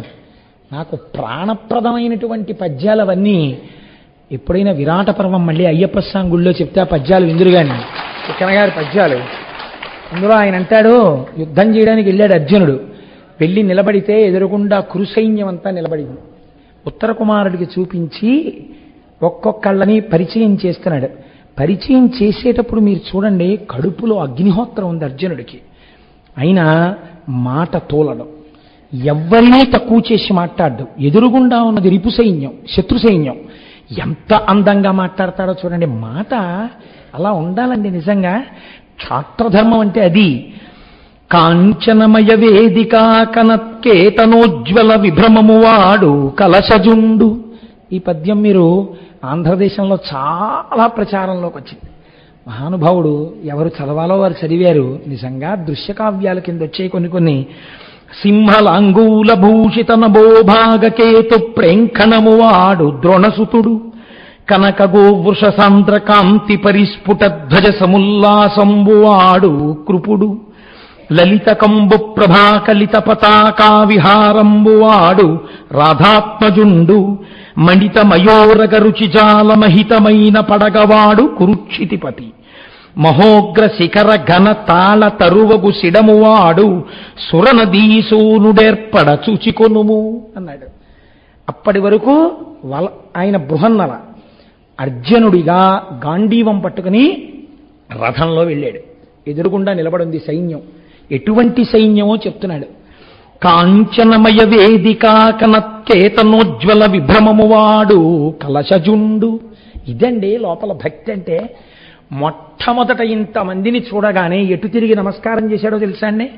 తన గురువు ద్రోణాచార్యుల వారికి నమస్కారం చేశాడు. ఆ గురుభక్తి లేకపోతే జీవితంలో పైకి రాడు. ఏది చేసినా ఆ గురువుగారు అనుగ్రహం అనగలగాలి. ఆ సంస్కార బలం లోపల ఏర్పడిపోవాలంతే. అందుకని మొట్టమొదట చెప్తున్నాడు. ఎవరో తెలుసా ఆయన? కాంచనమయ వేదికా కనత్కేతనోజ్వల విభ్రమము వాడు. బంగారు అరుగు సింహాసనంగా ఆయన యొక్క జెండాగా ఉంటాట ద్రోణాచార్యుల వారు. అసలు నిజంగా వాళ్ళకి అటువంటి ఆలోచనలు వచ్చినందుకు చూడాలి. ఎందుకని? ఆ రోజుల్లోనండి అసలు భరతఖండం మొత్తం మీద ద్రోణాచార్యుల వారి దగ్గర చదువుకొని వాళ్ళు లేడు. అటువంటి గురువు. కాబట్టి అరుగుల మీద ఎప్పుడూ శిష్యులే. అది బంగారు అరుగు. కాబట్టి బంగారు అరుగు తన జెండా గుర్తుగా ఉన్నవాడు. సింహలాంగూల భూషిత నభోభాగకేతు ప్రేంఖణము వాడు ద్రోణసుతుడు. ఆకాశంలో ఒక సింహం తోక ఉందనుకోండి, మీరు వెళ్ళి సింహం తోకట్టుకుంటారండి ఎవడైనా? సింహం తోక ఆకాశంలో ఉన్నట్టుగా ఉంటుంది. అశ్వత్థామ యొక్క పతాకం. అంటే ఒక్కొక్కడు ఎటువంటి వాణ్ణని చెప్తాడో చూడండి. నా దగ్గరకు వస్తే సింహం తోక పట్టుకున్నట్టే. ఏమైపోతావో చూసుకో. కనక గోవృష సాంద్రకాంతి పరిస్ఫుట ధ్వజ సముల్లాసంబువాడు కృపుడు. తెల్లటి ఆవులు తెల్లటి ఎద్దులు ఒక చోట నించో పెడితే వాటిలోంచి వస్తున్న కాంతిల ఆవు ఎద్దు పతాక గుర్తుగా ఉన్నవాడు కృపాచార్యుడు. లలిత కంబు ప్రభాకలిత పతాకా విహారంబువాడు రాధాత్మజుండు. కర్ణుడి యొక్క పతాకం మీద తెల్లటి శంఖం యొక్క గుర్తుంటుంది. శంఖం విజయానికి పిలుపు. కర్ణుడు తెల్లటి శంఖాన్ని ఎంచుకున్నాడు. మణితమయోరగరుచిజాల మహితమైన పడగవాడు కురుక్షితిపతి. ఎవడి మనోభిప్రాయం వాడి పతాకంలో ఉంటుంది. నిజంగా ఏమీ భారతం అండి, ఎటువంటి పద్యాలండి. తిక్కనగారే నన్నయ్య గారే ఎర్రాప్రగడే ఆణిముత్యాలు ఈ తెలుగు జాతికి. ఒక్కొక్క పద్యం మీ పిల్లల్ని కూర్చోబెట్టి చెప్తుంటే, మనవల్ని కూర్చోబెట్టి తాతగారు చెప్తుంటే ఎంతంత సంస్కారాలు ఏర్పడాలో. మణిత మయోరగ రుచిజాల మహితమైన పడగవాడు. పెద్ద పడగ పట్టినటువంటి పావు గుర్తుగా ఉన్నవాడు కురుక్షితిపతి. దుర్యోధనుడు మహోగ్ర శిఖర ఘనతాళ తరువగు సిడమువాడు సురనదీసూనుడేర్పడ చూచికొనుము. పెద్ద తాడి చెట్టు తన చెండా గుర్తుగా ఉన్నటువంటి వాడు భీష్మాచార్యుల వారు. అరిగో వాళ్ళు ఒక్కసారి చూడన్నాడంతే. ఈ మాట చెప్పి ఒక్కొక్కడిని చూపిస్తుంటే చూశాటిలా వాళ్ళ తేజస్సు చూశాడండి. చూసి వెంటనే ఉత్తర కుమారుడు అన్నాడు, కౌరవసేన చూచివడ కందడ గెన్మదితోనమేను నీవూరకపోవచున్కి ఇది ఒప్పునే ఇప్పటి భంగి చూచిన వీరల నేను మార్కొనమి నిశ్చయమట్లగుటన్ రయంబునంతేరు మరల్పు ప్రాణములు తీపనమున్ వినవే బృహన్నలా. అసలు ఆ సైన్యాన్ని చూస్తుంటేనే నాకు కాళ్ళు చేతులు వణకడం కాదు, మనసు కూడా ఉనికిపోతోంది. ఇంకా నేను యుద్ధం ఏమిటి? ప్రాణాలు తీపన్న సామెత వినలేదా? వెనక్కి తిప్పరా బృహన్నలా అన్నాడు. అటువంటి అద్భుతమైనటువంటి కురు సైన్యం. అందులో భీష్మాచార్యుల వారు ఒక్క మాట అన్నారండి. భీష్మాచార్యుల వారి పాదాలకి, కృపాచార్యుల వారి పాదాలకి, ద్రోణాచార్యుల వారి పాదాల మీద నమస్కార బాణ ప్రయోగం చేశాడు అర్జునుడు. బాణప్రయోగం చేసి ఒక చమత్కారం ఉంటుంది యుద్ధంలో, చాలా దగ్గర నుంచి రథం వెళ్ళిపోవాలి. అలా వెళ్ళిపోయినప్పుడు పలకరించరు, తాతగారు అనేం పలకరించరు. శౌర్యం శౌర్యమే, ఇలా నమస్కారం పెట్టరు ఒక్క గురువుకి అయితేనే. మిగిలిన వాళ్ళకి బాణప్రయోగం చేస్తారు. 2 బాణాలు వచ్చి పాదాల దగ్గర గుచ్చుకుంటాయంటే పాదాల మీద కాదు, పాదాల ముందు గుచ్చుకోవాలి. గుచ్చుకున్న తర్వాత విపరీత వేగంతో వాళ్ళ రథం పక్క నుంచి రథం వెళ్ళిపోవాలి. అలా వెళ్ళిపోతే కుశలం అడిగినట్టు, క్షేమంగా ఉన్నారా తాతగారు అని అడిగినట్టు. అది క్షాత్రధర్మం, అలా వెళ్ళగలగాలి. అలా వెళ్ళాడు అర్జునుడు ఇన్ని రథాల మధ్యలోంచి. వెళితే భీష్ముడు చూసి నవ్వి అన్నాడు, వీడిలా వెళ్ళుండపోతే శపించేద్దునన్నాడు. పొంగిపోయాడంతే. ఎంత మర్యాదలండి, అంతటి సైన్యం అండి కురు సైన్యం అంటే. నేను మీకు ఎందుకు ఉదహరించానంటే ఈ విషయాన్ని కేవలం ఏదో ఒక కథ కింద చెప్పుకుని వెళ్ళిపోవడం కాదు. మీరు నిజంగా కురు సైన్యం ఎంతటి బలోపేతమైందో మీరు ఆలోచించండి. ఏతటి సైన్యాన్ని ఎదుర్కోవాలి రేపు పొద్దున్న. కాబట్టి మాకెవరయ్యా దిక్కు అని అడిగితే మహానుభావుడు ఆయన అన్నాడు, మంగళప్రదుడయా శంకరుడు, వెళ్ళి పరమశివుడి గురించి మీరు తపస్సు చెయ్యండి. చేస్తే ఆ శంకరుడు కాని కృపాళువై మిమ్మల్ని అనుగ్రహించాడా, ఎంతమంది అటుపక్కన నించోనివ్వండి మీకు అనవసరం, శంకరుడు ఒక్కసారి మిమ్మల్ని చూసి విజయీభవ అన్నాడా, ఇక ఎదురులేదు, మీరు గెలిచేస్తారు, శివానుగ్రహాన్ని పొందండి అన్నాడు. నాకు తెలిసి పౌరాణిక వాంగ్మయంలో శివుడి మీద కేశవుడు, కేశవుడి మీద శివుడు ఒకళ్ళ మీద ఒకళ్ళు చాడీని చెప్పుకుని వర్గాలు లేవదీసి యుద్ధాలకు వెళ్ళిన కథలు నేను చదవలేదు. అలాంటి విచారణలు అక్కర్లేదు కూడా. కనుక ఇప్పుడు తలంచి చూడుమా, ఆ శంకరుణ్ణి పూజ చెయ్యి అన్నాడు. చెప్పి కృష్ణ భగవానుడు వెళ్ళిపోయాడు. ఇప్పుడు ఆ కృష్ణ భగవానుడు ఎవరి రూపంలో ఉన్నాడు? వ్యాసుడి రూపంలో నారాయణుడే ఉన్నాడు. ఇప్పుడు వ్యాస భగవానుడు అక్కడికి వచ్చాడు. ఇప్పుడు మీరు ఒక్కటి బాగా జ్ఞాపకం పెట్టుకోండి, ఒక గొప్ప సామెత ఒకటి ఉంది, tell me your friends, I will tell you what you are. మిమ్మల్ని ఒక పెద్ద సభలో చూడగానే పేరు పెట్టి పిలిచి మీ యొక్క కుశలం అడిగారు అనుకోండి ఒక ఆయన, లేదా వారు మీ ఇంటికి వస్తారు, ఎప్పుడైనా ఏదైనా పిలిస్తే వారు మీ ఇంటికి వచ్చి కొంతసేపు కూర్చుని మాట్లాడి వెళ్తుంటారు. ఆయనకేం తోచకపోతే కాసేపు మీ ఇంటికి వస్తానని వచ్చి భారతంలోంచో రామాయణంలోంచో 4 శ్లోకాలు చెప్పి మీతో పంచుకుని వెళ్ళిపోతుంటారు. అలా వచ్చారు అంటే మీరు ఆదరణీయులు. మీ కుటుంబాన్ని స్నేహం కోసం అపేక్షించవలసిన కుటుంబం మీది తప్ప పనికి మాలిన వాళ్ళందరూ ఇంటికి వచ్చి పెడుతున్నారు అనుకోండి, దానివల్ల శ్రేయస్సు ఏముండదు ఇంటికి. మహాత్ముల పదరజస్సు పడితే ఇంటికి శ్రేయస్సు. A house is built with bricks, a home is built of hearts. గుండెలతో కట్టుకున్నది హోమ్. కనుక అక్కడికి మహాత్ములు రావాలి. కాబట్టి ఇప్పుడు వ్యాస మహర్షి వచ్చారు, సాక్షాత్తు నారాయణుడు. ఎక్కడికి వచ్చాడు? అక్కడ పాండవులు ఉన్నారు కనుక వచ్చాడు. వచ్చి ఆయన్ని చూడగానే ఏం చెయ్యాలి? వ్యాస మహర్షి వస్తే వాళ్ళు అరణ్యవాసంలో ఉన్నా వాళ్ళు ధర్మం తప్పరు. వాళ్ళు ఆయనకి అర్ఘ్యపాద్యాదులు ఇచ్చి పూజించి నమస్కరించి వచ్చిన మౌని కన్గొని నృపారులు ముదంబు చెంది మేల్ హెచ్చిన భక్తి అర్చనలనెంతయు చేసి సుయోధనుండు బల్మత్సరమొప్పగాగడిది మాయపు జూదము పన్ని గెల్చే రాలచ్చిని చెంది కానకిటులంతము పంపుట చెప్పిరార్తులై. వ్యాస భగవానుణ్ణి పూజించిన తరువాత వాళ్ళు అబద్ధం చెప్పలేదు. మమ్మల్ని మాయాజూదంలో ఓడించి దుర్యోధనుడు ఇలా అరణ్యవాసానికి తర్వాత అజ్ఞాతవాసానికి వెళ్ళేటట్టుగా చేశాడు. మేము కృష్ణ భగవానుణ్ణి ఆరాధన చేశాం. ఈ మధ్యనే కృష్ణ భగవానుడు వచ్చాడు, శంకరుడి యొక్క పూజ చెయ్యమని ఆనతిచ్చి వెళ్ళిపోయాడు. ఇవాళ మీరొచ్చారు మహాత్మా, మేము ఈ కష్టంలో ఉన్నాం, మీకు కూడా చెప్పుకుంటున్నాం ఇదే విషయాన్ని. పెద్దలైనటువంటి వారు వచ్చినప్పుడు మీ కష్టాన్ని వారికి చెప్పుకోవడంలో తప్పు లేదు. కాబట్టి ఎంత అందంగా ఈ విషయాన్ని ఆవిష్కరించారు. ఆవిష్కరిస్తే ద్రౌపది మాట్లాడింది. భారతంలోనండి ద్రౌపది శీలం ఆశ్చర్యకరం. నిజంగా అసలు ఆ ద్రౌపదీదేవి గురించి వింటుంటే అయ్య బాబోయ్, అసలు ఎలాగా ఇలా తీర్చిదిద్దబడింది ఈవిడ ఆ వ్యక్తిత్వం అనిపిస్తుంది మనకి. ఆ ద్రౌపదీదేవి ఇది మహాత్ముల యొక్క మాట ఎంత దూరమైనా వెళ్ళిపోతుంది. వాళ్ళు అనుగ్రహించారనుకోండి, మీకు రక్షణ కలుగుతుంది. మీకు రక్షణ కలగడానికి మీరు ఏది నిరూపించుకోవలసి ఉంటుంది? మీ యందు ధర్మం ఉందని మీరు నిరూపించుకోగలగాలి.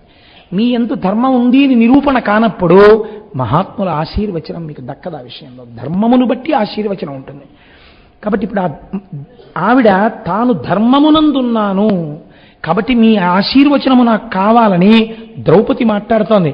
ద్రౌపది ఎప్పుడు మాట్లాడినా మహారాజనీతజ్ఞురాలిగా, గొప్ప భగవద్భక్తురాలిగా, గొప్ప విదుషీమణిగా అలా మాట్లాడుతుందండి ఆవిడంది. మరియున్ పాంచాలియు తన పరిభవమును దుస్ససేను పశుకృత్యమును కురుపతి అవినీతియు దుర్భర వేదన చేయు కర్ను పరుషోక్తులను.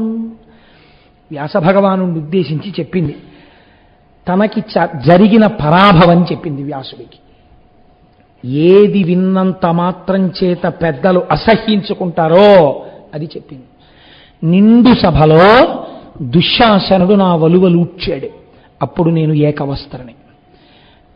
ఇది చెప్పగానే వ్యాసుడి మనస్సు చిన్నబుచ్చుకుంది. రెండవది ఏం చెప్పింది? కురుపతి అవినీతియు. ఆ దుర్యోధనుడు ఎంత అసహ్యకరంగా ఆ రోజున సభలో ప్రవర్తించాడో, ఆయన ప్రవర్తించినటువంటి అవినీతితో కూడిన ప్రవర్తనని వ్యాసభగవానుడి ముందు ఆవిష్కరించింది. దుర్భర వేదన చేయు కర్ను పరుషోక్తులను. మీరు ఒకసారి కొట్టారనుకోండి, ఆవిడ ఆర్డర్ తీసుకొస్తోంది. దుశ్శాసనుడు చీర లాగేశాడు, అది నేను కొంత మరిచిపోగలను. దుర్యోధనుడు చాలా అవినీతితో ప్రవర్తించాడు. ఏమిటో తెలుసా అండి? తొడ చూపించి ఇలా కొట్టాడు, వచ్చి ఇలా కూర్చో అన్నాడు. అందుకే నీ తొడలు విరిచేస్తానన్నాడు. భీమసేనుడు సభలో ప్రతిజ్ఞ చేయడానికి కారణం అది ధర్మం తెలియక కాదు, తొడ మీద కొట్టకూడదని తెలుసు. కానీ అందుకే ధర్మశాస్త్రం ఎంత దూరం చెప్పిందో తెలుసా అండి? ఇంటిలో భార్య కాకుండా పరస్త్రీలు ఉండగా తొడ మీద చప్పుడు చెయ్యకూడదు పురుషుడు, ఇంటి యజమాని, కీడుస్తుంది. తొడ మీద చప్పుడు చేశాడు దుర్యోధనుడు. ఇది అవినీతి. తెలియదా? తెలుసు. నేనేమవుతాను? మరదల్లో వదిన గారిని అవుతాను.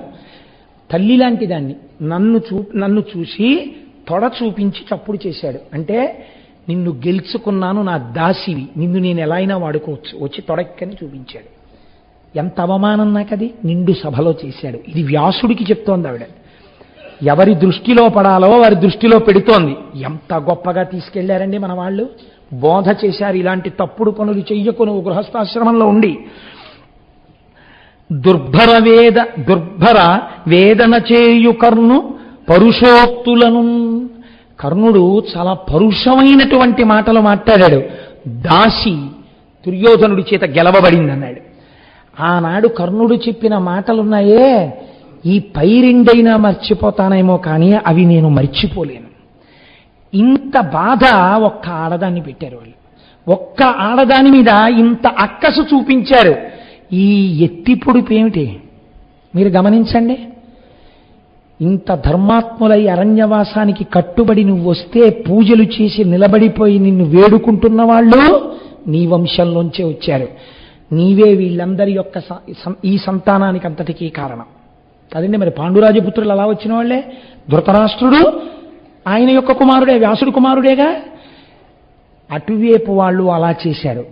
ఇటువైపు అటువైపు చెప్పగలిగిన సమర్థత నీది అయినప్పుడు నన్నింత అవమానాలు పాలు చేశారు. ఇది చెప్పడంలో అర్థం ఏమిటి?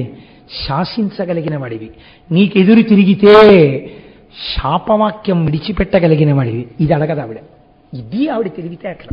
అమ్మ బాబోయ్, ద్రౌపదీదేవి లాంటి క్యారెక్టర్ ఎక్కడ ఉంటుందండి? ఈ మూడు చెప్పింది. ఈ మూడు చెప్తే ఇప్పుడు వ్యాసుడు వీళ్ళు గెలవడానికి మార్గం చెప్తాడు. ఇది ఎవరి ఉన్నతికి పనికొస్తుంది? పాండవుల ఉన్నతికి పనికొస్తుంది. తన కష్టం చెప్పి తన భర్తల్ని గెలిపించుకుంది తప్ప వీళ్ళు చేతకాని వాళ్ళైన నిన్ని కష్టాలు పెట్టారని భర్తల మీద వ్యాసుడికి చెప్పలేదు. వాళ్ళు ఎంత ధర్మం తప్పి ప్రవర్తించారో వ్యాసుడికి చెప్పి వ్యాసుడి సలహా చేత భర్తల్ని రక్షించుకుంది. ఇది మహాపాతివ్రత్యం అంటే. ద్రౌపది లాంటి స్త్రీ చాలా అరుదుగా కనపడుతుందండి మీకు. మహాభారతమే. అబ్బో, సరే ఇంకెన్ని ఉపమానాలు వేస్తాను దాని గురించి. భయం ఏమిటంటే గబుకునాటి వెళ్ళిపోతుందేమో ప్రసంగం అని అప్పటికప్పుడు అడ్డుకట్ట వేసుకుంటూ ఉండడం. కనుక ద్రౌపదీదేవి మాటలు చెప్తే వ్యాస భగవానుడు అన్నాడు, కౌరవులను మీరును నా కారయగా యొక్క భంగి అయినను. చూసారా, వచ్చేసింది నోటి వెంట. ఏది ద్రౌపది కోరుకుందో ఆ మాట వచ్చేసిందంటే వ్యాసుడి దగ్గర నుంచి. మీకేం కావాలో అది అవతల వారితో అనిపించుకోవడంలో ఉందండి గొప్ప, మీరు అడగడంలో లేదు. ఇది మాట యందు ఆ నైపుణ్యం. కౌరవులను మీరును నా కారయగా యొక్క భంగి అయినను ధర్మశ్రీరహి చెందుట మీయడ కూరిమి కరమలదు చుండు గుణరత్న నిధుల్. ఆయన అన్నారు, అటు కౌరవులు నా వాళ్లే, ఇటు మీరు నా వాళ్లే, అయినా మీరు నాకు కావలసిన వాళ్లే, కానీ ధర్మము మీ పట్ల ఉన్నది. కాబట్టి ధర్మము మీ పట్ల ఉన్నదే గుణములుగా మారింది మీ ఎడల. కాబట్టి నా అనుగ్రహం మీ అందే ఉంటుంది, మీకే ఉంటుంది, దాని వలన మీరు గెలుపొందుతారు అన్నారు. ఇది చాలా చమత్కారమైన మాట అండి. ఇది నేను చిన్న వివరణ చెయ్యకపోతే నేను కించిత్ దోషం చేసిన వాణ్ణి అవుతాను. మీకు పాండవులకు ఇంత శ్రేయస్సు కలగడానికి ప్రధాన కారణం ఏమిటో తెలుసా అండి? ఇంటికి పెద్దరికం అని ఒకటి ఉంటుంది. ఇంటికి పెద్దరికం వహించేటటువంటి వాడెవరో వాడు ధర్మం కోసం దేన్నైనా త్యాగం చేయడానికి సిద్ధపడిపోయే మనస్సు పెంచుకోవాలి. కనీసంలో కనీసం ఒక పెద్ద వయస్సు వచ్చేసేటప్పటికైనా స్థితి వచ్చి చేయాలి, లేకపోతే ఆ జీవితానికి అర్థం ఉండదు. మీరు చూడండి, ఒకానొకప్పుడు భీముడు అధిక్షేపించాడు ధర్మరాజు గారిని, ఆయన వల్ల ఈ కష్టాలన్నీ వచ్చాయన్నాడు. ద్రౌపదీదేవి ఏం చెప్పిందో తెలుసా అండి భీముడితో? నీకేం తెలుసు ధర్మరాజు గురించి అని అడిగింది. నీకు ధర్మరాజు గురించి తెలుసు అనుకుంటున్నావా? ఆయన వల్ల కష్టాలు వచ్చాయంటావేంటి? అసలు నువ్వు, మిగిలిన అన్నదమ్ములు, నేను, కుంతి ఇవాళ అన్నం తింటున్నావంటే ఎవరి వల్ల తెలుసా? ధర్మరాజు వల్లే. ధర్మరాజు ఎవరో నీ చెప్తాను వినంది. ఎవరు? ఆయన తోడబుట్టినవాడు, ఈవిడ మధ్యలో వచ్చిన భార్య. కానీ తోడపుట్టిన వాళ్ళకన్నా, అందుకే సప్తపది 7 అడుగులు వేసేటప్పటికీ జీలకర్ర బెల్లం పెట్టుకునేటప్పటికి ఆయన ఏమిటో ఆవిడికి తెలిసిపోవాలి, ఆవిడేమిటో ఆయనకి తెలిసిపోవాలి. 2 శరీరాలు ఒక మనస్సుగా ఉండాలి. ఎంత అందంగా ఇప్పుడు ద్రౌపది భీముడికి చెప్పవలసిన అవసరం ఎందుకు వచ్చిందండి అంటే ద్రౌపది పత్నీత్వమునందు పండిపోయింది కాబట్టి ఇప్పుడు చెప్తోంది ఆవిడ. ఎంత గొప్పగా చెప్పిందండి. యవ్వని వాకిట నిభమద పంకంబు రాజభూషణ రజో రజినడగు యవ్వని చారిత్రమెల్లలోకములకు నొజ్జయై వినయంబు నరపుగరపు యవ్వని కడగంట నివ్వటిల్లెడు చూట్కి మాణిత సంపదలినుచుండు యవ్వని గుణలతలేడు వారాసుల కడపటి కొండపై కలయబ్రాకు అతడు భూరి ప్రతాప మహాప్రదీప దూర విఘటిత గర్వాంధకార వైరి వీర కోటీర మణివేష్టితాంఘ్రితలడు కేవలమచ్యుడే ధర్మసుతుడు అని అడిగింది. ఎంత ఆర్తితో వచ్చిందో చూడండి ఆ పద్యం.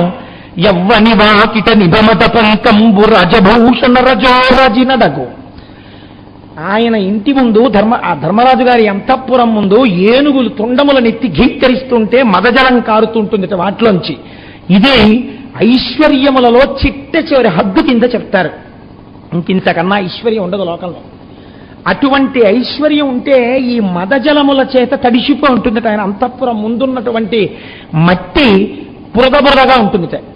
కానీ ఈ బురద ఎందువల్ల వెంటనే ఎండిపోతుంటుందంటే జారిపోకుండా ధర్మరాజు యొక్క దర్శనం కోసం వచ్చినటువంటి కొన్ని లక్షల మంది, వేల మంది రాజులు, అధికారులు ఒంటికి పెట్టుకున్నటువంటి ఆభరణములు ఒకరివి ఒరుసుకునేటట్టుగా లోపలికి ధర్మరాజా అంటూ ఆయన దర్శనం కోసమని వెళ్ళిపోతూ ఉంటారు సార్. రత్న కంకణాలు ఒరుసుకుని రత్నపు పొడి కింద పడిపోతూ ఉంటుంది. పడిపోయినప్పుడు ఆ రత్నాల మాణిక్యాల మణుల పొడి చేత ఈ మదజలాలన్నీ కూడా ఎండిపోతుంటాయిట. ఎండిపోయి మళ్ళీ అట్టయిపోతుంటాయిట. అవి మదజలాలు కారుస్తుంటాయిట. ఇక్కడ రత్నాల పొడిని పడిపోతుంటుంది. అదే అని అన్నాయి అంటే నీకేం తెలుసు? అంతటి మహాభోగి, అంతటి ఐశ్వర్యవంతుడు ధర్మరాజు అంటే. యవ్వని వాకిట నిభమద పంకంబు రాజభూషణ రజో రాజినడగు యవ్వని చారిత్రమెల్లలోకములకు నొజ్జయై వినయంబు నరపుగరపు. ధర్మరాజు గారు ఎలా నడువడితో ఉంటాడన్నది వింటే చాలు, ఇంకా గురువు అక్కర్లేదా అంటే నేను గురువుల్ని తక్కువ చేశానని కాదు నా ఉద్దేశం. ధర్మరాజు గారి జీవితాన్ని చదివితే అది లోకమనకు ఆదర్శప్రాయమైన గురువే. అటువంటి నడువడి ఉన్నవాడు మీ అన్నయ్య. ఎవ్వని కడకంట నివ్వటిల్లెడు చూట్టి మానిత సంపదల సగుచుండు. ఎవరైనా ఆర్తితోలా నిలబడితే ఇలా చూశాడా ధర్మరాజంతే వాడి కోరిక తీరిపోతుంది. అంత భూరిదానం చెయ్యగలిగినటువంటి వాడు. ఎవ్వని గుణలత లేడు వారాసుల కడపటి కొండపై కలయబ్రాకు. నీ అన్నయ్య యొక్క గుణములు సప్త సముద్రములను తీగయై పాకి వెళ్ళి అవతల ఉన్నటువంటి కొండల మీద పాకుతోంది. అంతటి కీర్తివంతుడు మీ అన్నయ్య. 7 సముద్రాలు దాటింది మీ అన్నయ్య కీర్తి. అతడు భూరి ప్రతాప మహాప్రదీప దూర విఘటిత గర్వాంధకార వైరి వీర కోటీర మణివేష్టితాంఘ్రితలుడు. అనేక మంది రాజులు వచ్చి మీ అన్నయ్య పాదాల మీద శిరస్సులు పెట్టి నమస్కరిస్తున్నప్పుడు ఆ రాజుల యొక్క కిరీటములలో పొదగబడినటువంటి మాణిక్యముల యొక్క కాంతి చేత ప్రకాశించేటటువంటి పాదములున్నవాడు మీ అన్నయ్య. కేవలమర్చుడే ధర్మసుతుడు. అతడు నీకు అసలు మామూలు మనిషిలా కనబడ్డాడా భీమసేన? మీ అన్నయ్య అంటే ఏమిటో తెలుసుకోవాలి. ద్రౌపదీదేవి ధర్మరాజు గురించి చెప్పినట్టు ఎవరు చెప్పలేదండి భారతంలో అసలు. ఆయన ఒకసారి విరాట్ రాజు గారితో కలిసి జూదం ఆడుతున్నాడు. ఉత్తర కుమారుడు గెలిచాడనుకుంటున్నారు. కాదండి, బృహన్నల వల్ల గెలిచాడు అన్నారు. విరాట్ రాజు గారికి కోపం వచ్చి చేతిలో ఉన్నటువంటి ఆడడానికి ఉపయోగిస్తారే పావులా ఏమో అంటారు వాటిని విసిరి కొట్టాడు. మీరే బాగా చెప్పగలరండి నాకన్నా. విసిరితే అవి వెళ్ళి ఆయన తల మీద తగిలి నెత్తురు పడుతోంది. పడుతుంటే ద్రౌపది అక్కడ ఉంది. ఆయన ద్రౌపది అన్నారు. ద్రౌపది అంటే బయటపడిపోతుంది కదండి, అందుకని ద్రౌపది అనడానికి వీల్లేదు. అక్కడే తిరుగుతున్నటువంటి సైరంధ్రి అన్నాడు ఆయన. ఆవిడ గబగబా వచ్చి ఒక బంగారు చెంబుతో నీళ్లు తెచ్చి నెత్తురు కడిగేసి తన పౌట కంగితో ఒత్తేసింది. అసలు నేను పరపురుషుణ్ణి స్పృశించనని చెప్పిందే కీచక మరణానికి. ఎందుకు ఈయన దగ్గరికి వచ్చేటప్పటికి కంకుభట్టుకు అంత గబగబా కడిగేసింది? విరాట్ రాజు గారికి అనుమానం వచ్చింది. సైరంధ్రి ఏ కొంపల పడిపోతాయో కంకుభట్టు నెత్తురు కడిగావన్నాడు. అంటే ఆవిడంది నీకేం తెలుసు? విమల వంశంబునకు పుణ్య వృత్తమునకు నువరలు ఈతని రక్తంబు వసుమతీశ ధరణిపై ఎన్ని బిందువులు తరలే అన్ని వర్షములు కలుగు ఇందు నా వర్ష భయము. మహాపురుషుడు, ధర్మమూర్తి, గొప్ప వంశంలో పుట్టినవాడు, చారిత్రమ ప్రధానముగా కలిగినటువంటి ఈయన శరీరము నుంచి ఎన్ని రక్త బిందువులు నేల మీద పడతాయో అన్ని సంవత్సరములు ఆ పడిన భూమి యందు ఇంకా వర్షములు పడవు. నీ రాజ్యం అలా అయిపోకూడదని ఆయన నెత్తురు కడిగానని. ఇది ధర్మరాజు అంటే. ధర్మరాజు శరీరమును గూర్చి, ఆయన నెత్తుటిని గూర్చి ప్రకృతి అలా చూస్తూ ఉంటుంది. ఆయనకి అపకారం జరిగితే వర్షం ఇవ్వడానికి ఇష్టపడదు. అంటే మీరు చూడండి, ఇది ధర్మరాజు అంటే. సరే, నేను నా ఆర్తి ఆపుకోలేక ఒక్కడి చెప్తాను. భీష్మాచార్యుల వారు దుర్యోధనుడితో చెప్తారు, నీకేం తెలుసు ధర్మరాజు గురించి? ధర్మజుడంటే ఎటువంటి వాడో తెలుసా? మాణిక్యం అండి పద్యం భారతంలో.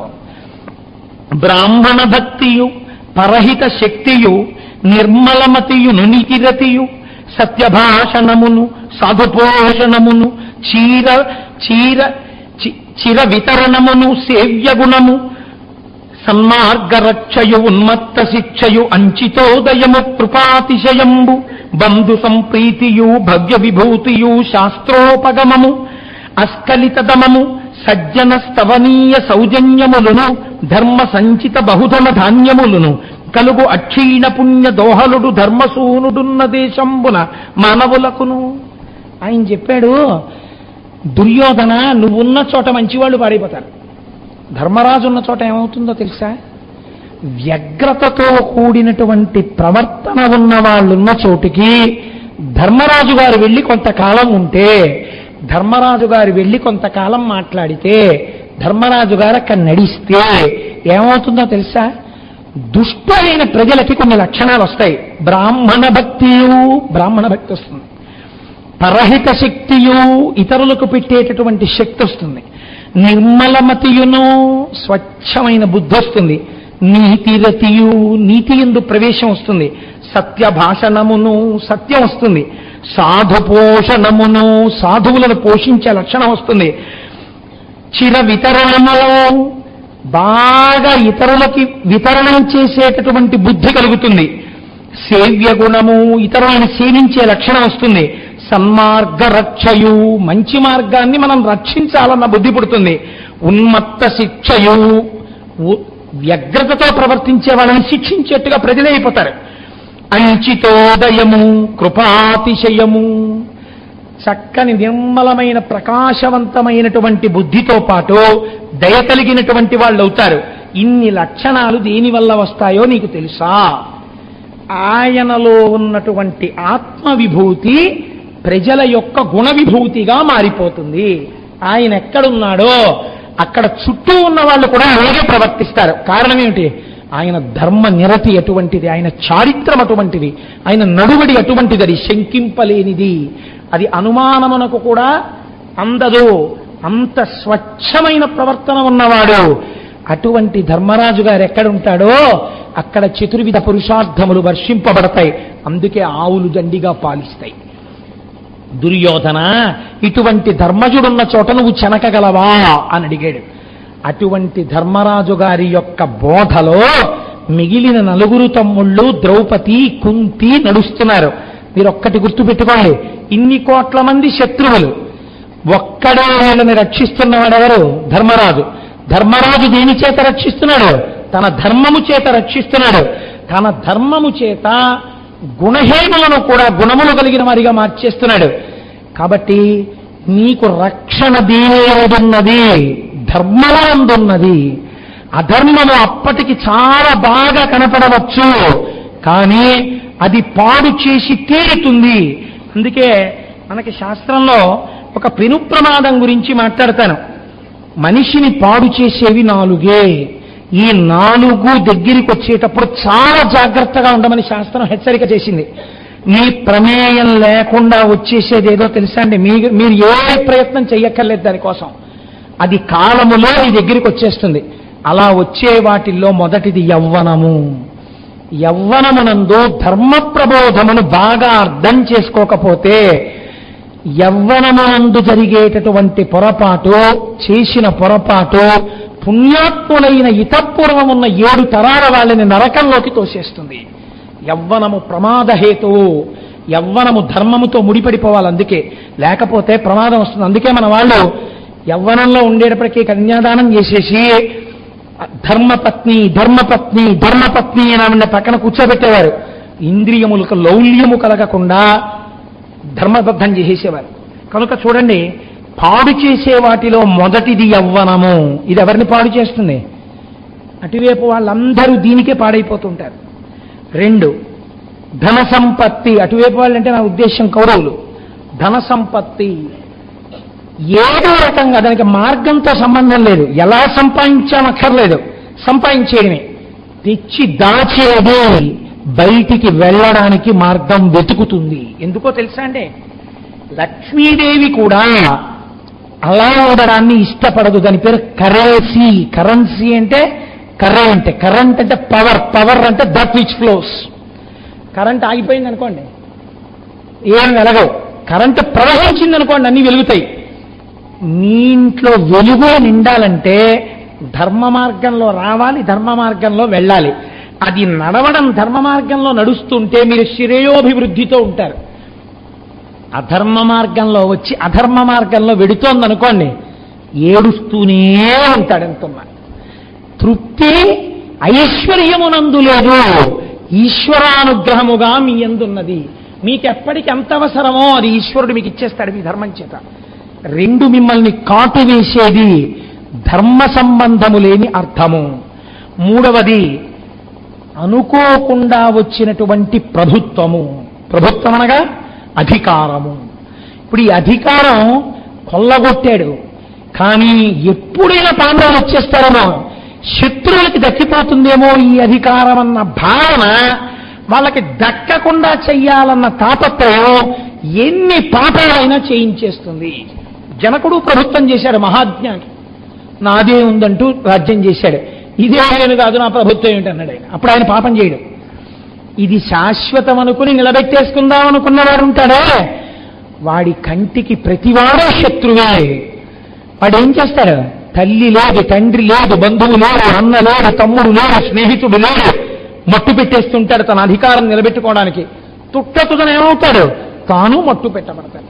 కారే రాజులు రాజ్యములు గెలువరే, గర్భోన్నతిం పొందరే వారేరి, సిరిమూట కట్టుకొని పోవంజాలిరే, భూమిపై పేరైనం కలదే, శివి ప్రముఖులం ప్రీతిన్ యశక్కాములం, ఈరే కోర్కెలు వరలంతలపరే ఇక్కాలమున్ భర్గవ.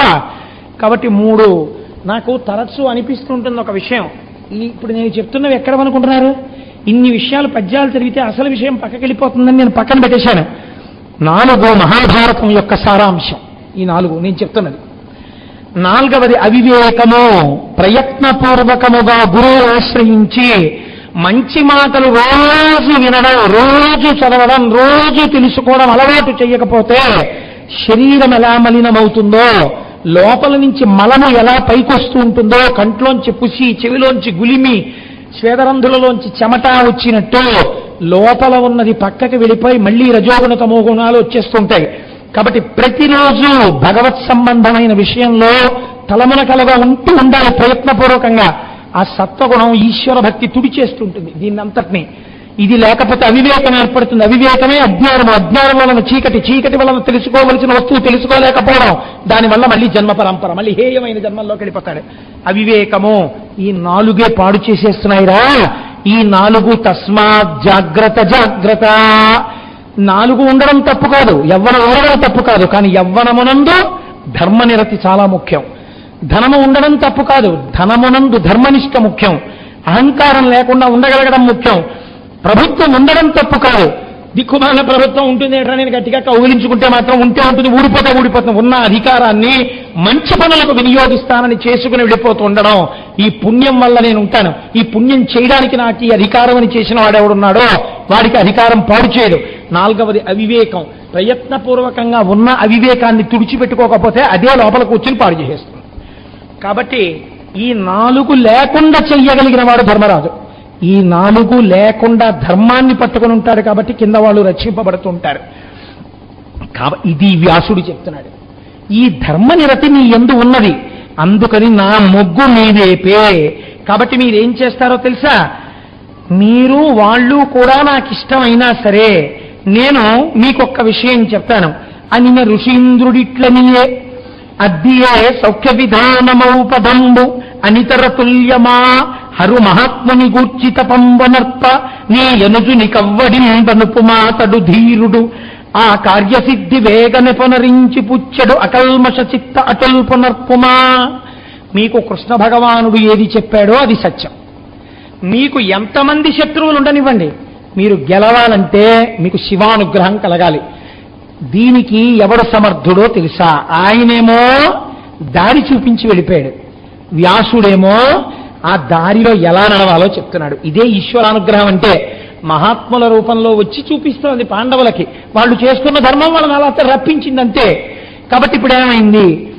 మీరు మీలో ఉన్నటువంటి వాళ్ళల్లో పాండవ మధ్యముడైనటువంటి అర్జునుణ్ణి తపస్సు చేయడానికి ఇంద్రకీలాద్రి పర్వతం మీదకి పంపించండి.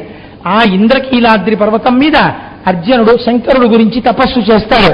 శంకరుడు ప్రత్యక్షమైనప్పుడు పాశుపతాస్త్రాన్ని అడగండి.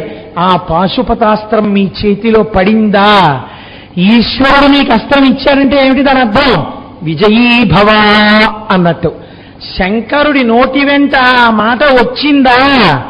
ఇన్ని కోట్ల మంది శత్రువులుంటే నీకేమిటయా? ఏ క్షణంలో వాళ్ళు పైకొస్తే నీకేమిటయా? మిమ్మల్ని ఎవరు ఏం చెనకలేరు ఇంకా. కాబట్టి ఈ అర్జునుణ్ణి పంపండి అన్నాడు. అనేసరికి ఈ అర్జునుణ్ణి మహానుభావుడు మీరుటుల సల్పకున్నను వైరుల చనకంగలేను వాస్తవమిది అక్కౌరవనాథుడు పెక్కురు శూరుల సాయము చింది శోభిలుచుండెన్. మాకు కూడా బలం ఉంది కదా, ఇప్పుడు అర్జునుడు వెళ్ళాలా, తపస్సు చెయ్యాలా, అంత అవసరం ఉందంటారా, పంపకపోతే పర్వాలేదంటారా అని అనుకుంటున్నారేమో. ఈ మాట కూడా చెప్పేస్తున్నాను. మీకు ఎన్ని ఉన్నా మీరు వెళ్ళి తపస్సు చేయకపోతే, అర్జునుడికి శివానుగ్రహం కలగకపోతే, ఏ అర్జునుడి మీద మీరు ఆశలు పెట్టుకున్నారో ఆ అర్జునుడు శత్రువులను ఓడించలేడు, మీరు విజయమును పొందలేరు. కనుక శివానుగ్రహానికి అర్జునుడు వెళ్ళవలసిందే చెప్పేశాడు వ్యాస భగవానుడు. చెప్పి ఎలా వచ్చాడో అలా వెళ్ళిపోయాడు. ఇప్పుడు అర్జునుడు ఇంద్రకీలాద్రి పర్వతానికి చేరుకున్నాడు. అన్నగారి దగ్గర, తమ్ముళ్ళ దగ్గర సెలవు తీసుకుని బయలుదేరాడు. వెళ్ళి చక్కగా కూర్చుని ప్రతిరోజు ఆరాధన మొదలుపెట్టాడు. పరమనిష్టతో పరమశివుడి గురించి తపస్సు చేస్తున్నాడు. ఇలా తపస్సు చేస్తుండగా ముందు పరమశివుడు రాలేదు. కొన్ని సంవత్సరాల తపస్సు పూర్తయిన తర్వాత అర్జునుడి తండ్రి గారైనటువంటి ఇంద్రుడు ఒక వృద్ధ బ్రాహ్మణ వేషంలో వచ్చాడు. వచ్చి అర్జునుణ్ణి పలకరించాడు. దేనికి తపస్సు చేస్తున్నావయ్యా అని అడిగాడు. మేము శంకరుడి యొక్క అనుగ్రహం కోసం తపస్సు చేస్తున్నామన్నారు. అనుగ్రహం అంటే ఏమిటి, మీకు ఏం కావాలని అడిగాడు. నేను పాండవ మధ్యముండి, నన్ను అర్జునుడు అంటారు, ఇప్పుడు తపస్సు చేస్తున్నాను, మాకు శంకరుడి చేతిలో ఉండేటటువంటి పాశుపతాస్త్రం కావాలి అన్నాడు. అంటే ఆయన పక పక పక పక నవ్వన్నాడు. శంకరుడు మహాజ్ఞాని, శంకరుడి యొక్క అనుగ్రహం కలిగితే మోక్షం అడగాలి, ఇంకా ఈ యుద్ధాలు ఈ గొడవలు ఇవేం నీకుండవు. కానీ నువ్వేం అడుగుతావు? యుద్ధంలో వాడుకోవడానికి పాశుపతాస్త్రమును, యుద్ధంలో గెలవడానికి విజయీభావన ఆశీర్వచనము అడుగుతానంటున్నావు. ఇంత తెలివి తక్కువతనం ఉంటుందయా ఎవరికైనా? కోరుము మోక్షము రాజ్యము కోరకు వజ్రంబునిచ్చి కొందురే కాచం బారసి ఎవ్వండే అని దారుణిలో రాజతిలక తలుపు మిదినదిన్. ఎవడైనా చేతిలో వజ్రం ఉంటే ఆ వజ్రాన్ని తీసుకెళ్లి ఎదురుగుండా వాడికి ఇచ్చేసి, అయ్యా అయ్యా మీ చేతిలో ఉన్న గాజు పూస నా చేతిలో పెట్టండి అని అడుగుతాడా? ఎవడు అడగడు. నీకు వజ్రం లాంటి మోక్షం ఇస్తాడయా, మోక్షం పుచ్చుకో అన్నాడు. అంటే తన క్షాత్రధర్మాన్ని విడిచిపెట్టేస్తాడా చూశాడు ఇంద్రుడు. ఆయన అన్నాడు, నాకేం కావాలో నాకు తెలుసు, మా అన్నగారి ఆజ్ఞ నాకు శిరోధార్యం. మా అన్నగారు నన్ను ఏమని పంపారు? శివానుగ్రహంతో పాశుపతాన్ని పట్టమని పంపారు. మా అన్నగారి మాట నిలబెట్టడానికి తపస్సుకొచ్చాను తప్ప మధ్యలో నువ్వు వచ్చి చెప్పినని చేయడానికి నేను సిద్ధంగా లేను. కాబట్టి మీకు ఒక నమస్కారం, మీరు వెళ్ళి రండి అన్నాడు. చూద్దాం ఎంతవరకు నిలబడతారో ఒక పరీక్ష. ఇంద్రుడు అదే పనిగా వేధిస్తున్నాడు. మీ అన్నయ్య చెప్తాడు, ఆయన సొమ్మెం పోయింది, ఇవాళ పాశుపతం తెమ్మంటాడు, రేపు యుద్ధంలో ప్రయోగించమంటాడు, శత్రువుల్ని చెప్పమంటాడు, ఎందుకు వచ్చిన పాపాలు ఎందుకు వచ్చిన పుణ్యాలు, మోక్షం కోరుకో. అర్జునుడు అన్నాడు, అనిన గిసుకొంది విజయుడా అగ్రకులని కని అనియే పొంగుని కేటి కనవసరపు జోలియన మానకతడు హెచ్చుగవచింప చాలు మాటాడకిక మీద శాస్త్రీయగును. నీకిన్ని మాటలు చెప్తున్నా అస్తమానం ఏదో బోధ చేస్తాయేంటి? మీ అన్నయ్య సంగతి నీకెందుకు, మీ అన్నయ్య సంగతి నీకెందుకు, మీ అన్నయ్య మాటలు అంటాయేంటి? మా అన్నయ్య ఏది చెప్పాడో అదే నాకు శిరోధారి. నువ్వు ఏ మాటలు మాట్లాడకు. ఏదో ఒక్క బ్రాహ్మణుడు కదా నమస్కారం పెట్టి జవాబు చెప్పాను, ఇంకా నన్ను కానీ విసిగించావా నీకు శాస్తి జరుగుతుంది, పో ఇక్కడి నుంచి. ఇప్పుడు ఇంద్రుడు సంతోషించాడు. అబ్బాయి నీకు గట్టి పట్టుదల ఉందిరా, నీ అన్నయ్య అడగమన్నాడు అడుగుతావు శివుడు కనబడితే అని తన నిజ రూపంతో సాక్షాత్కరించాడు. సాక్షాత్కరించి ఇక నుంచి నువ్వు పార్థివలింగాన్ని పంచాక్షరీ మహామంత్రంతో తపస్సు చేస్తూ ఆరాధన చెయ్యి. ఈ క్షాత్రధర్మాన్ని మాత్రం మర్చిపోకు. నీకు ప్రధానంగా ఎందుకు ఈ అస్త్రం కావాలో, ఎందుకు యుద్ధం చెయ్యాలో, ఎందుకు గెలవాలో, మీ అన్నయ్య మాట ఎలా నిలబెట్టాలో, ఎలా నువ్వు ధర్మ సంస్థాపన చెయ్యాలో ఇది మాత్రం మర్చిపోకో. అందుకే ఇటువంటి పరీక్ష శివుడు పెట్టాడు మళ్ళీ అని చెప్పి వెళ్ళిపోయాడు. అక్కడ కూర్చుని ఇంద్రుడు ఘోరమైనటువంటి తపస్సు మొదలుపెట్టాడు. ఆ పార్థివలింగాన్ని ఆరాధన చేస్తున్నాడు. ఒక ఆశ్రమాన్ని నిర్మాణం చేసుకున్నాడు. ఎవరైనా చూస్తే అసలు అర్జునుడు అనుకోరు. అలాంటి పరిస్థితులలో ఉన్నాడు. చిత్రం ఏమిటంటే ఆయన్ని విడిచిపెట్టకుండా ఉండేది ఒకటి ఉంది, ఒక్క విరాట పర్వంలో తప్ప, గాంధీవం. గాంధీవం మాత్రం దగ్గరించుకున్నాడు. ఆ గాంధీవం ఎంతమంది చేతులు దాటి ఎన్ని వేల సంవత్సరాల తర్వాతలో ఖాండవ వనదహనం తర్వాత అగ్నిహోత్రుడు నుండి మహానుభావుడు అర్జునుడికి వచ్చింది. కాబట్టి ఆ గాంధీవం పట్టుకుని వింటినారి కడతాట అర్జునుడు. అసలు వింటినారి కట్టేటప్పుడు ఆ పైన ఉన్నటువంటి ఆ నారి విప్పుతాట, విప్పి వంగి కింద ముడేస్తాట. ముడేసి బాగా అది స్థితిస్థాపక శక్తితో ఉంది అని నిరూపించుకున్న తర్వాత ఒక్కసారి దాన్ని బాగా ముందుకి నిలబెట్టి ఎడంచేత్తో పట్టుకుని కుడి చేత్తో ఆకర్ణాంతము చెవి వరకు లాగుతట, వింటినారిని లాగి వదిలిపెడతట. వదిలిపెట్టినప్పుడు దాంట్లోంచి టంకారధ్వని వస్తుంది. ఈ ధ్వనికి ఏమవుతుందో తెలుసా అండి? అసలు శత్రు సైన్యంలో ఉన్నటువంటి కొన్ని లక్షల మంది గుండె పగిలి చచ్చిపోతారట. ఆయన చేసేటటువంటి ఆ గాంధీవపు టంకార ధ్వని అంత గొప్పది. అసలు ఒక మోస్తరు సామాన్యులైతే గాంధీవం వంక చూస్తే కళ్ళు మళ్ళీ కనపడవు. అంత తేజస్సుతో ఉంటుంది. మీరు అసలు ఆ గాంధీవం గురించి చదువుతుంటే తెల్లబోసం ఏమిట్రా అసలు ఈ ఆయుధాలని, తపశ్శక్తి చేత వచ్చినటువంటి ఆయుధాలు అవన్నీ. కాబట్టి ఇప్పుడు అటువంటి గాంధీవాన్ని మాత్రం దగ్గరించుకున్నాడు. శంకరుడు పాశుపతాస్త్రం కావాలంటాడు, పాశుపతాస్త్రం అంటాడు. నేను ఇల్లు కనబడితే సరే పట్టుకుపోని ఇచ్చేశాననుకో, దాన్ని పట్టుకు నిలబడగలిగిన ధైర్యం ఉన్నవాడై ఉండాలిగా, యుద్ధం చెయ్యగలిగినటువంటి నేర్పరితనం ఉండాలిగా. చూద్దాం అసలు ఎంతవరకు నిలబడతాడో. తాతగారు మహాప్రాజ్ఞుడు, మనవడికి చెస్ బాగా నేర్పగలడు, చదరంగం. అటువంటి తాతగారు మనవడు ఏదో పోటీలకు ఎడుతున్నాడు. నిజానికి తాతగారి ముందు మనవడైన నిలబడలేడు. ఆయన ఎత్తులేస్తే ఎంతవరకు నిలబడతాడో మనవడు చూద్దామని ఆయన వచ్చి ఊరే నాతో చదరంగం ఆడరా అన్నాడు. మనవడు అటు కూర్చున్నాడు, తాతగారు ఇటు కూర్చున్నారు. మొట్టమొదట వేసినటువంటి ఎత్తుగడకే రాజుకి షా. ఇప్పుడు మనవడు తప్పుకోలేడు. ఇంకా మొదటి ఎత్తుగడ తాతగారు వేసేటప్పటికే అయిపోయిందంటే ఆట. కానీ తాతగారు చూద్దాం ఏం చేస్తాడో అని ఓ చిన్న అవకాశం ఇచ్చాడు. నువ్వు కొంచెం జాగ్రత్తగా చూడు, శకటం ఎలా తప్పిస్తే మీ రాజు బతుకుతాడన్నాడు. అలా కొంచెం కొంచెం తనే అవకాశం ఇస్తూ నడిపించి అవతల వారి బుర్ర పదునెక్కించాడు. ఎక్కిస్తూ కొంతసేపు ఆడేటట్టుగా అవకాశం ఇచ్చాడు. లేకపోతే మొదటెత్తుకే ఆట అయిపోతుందండి. అందుకని ఇప్పుడు శివుడు ఆ స్థాయికి దిగిపోయాడు. కాసేపు ఆడదాం పిల్లాడితో, ఏం చేస్తాడో చూద్దాం, అసలు యుద్ధం చేస్తే ఎలా చేస్తాడో చూద్దాం.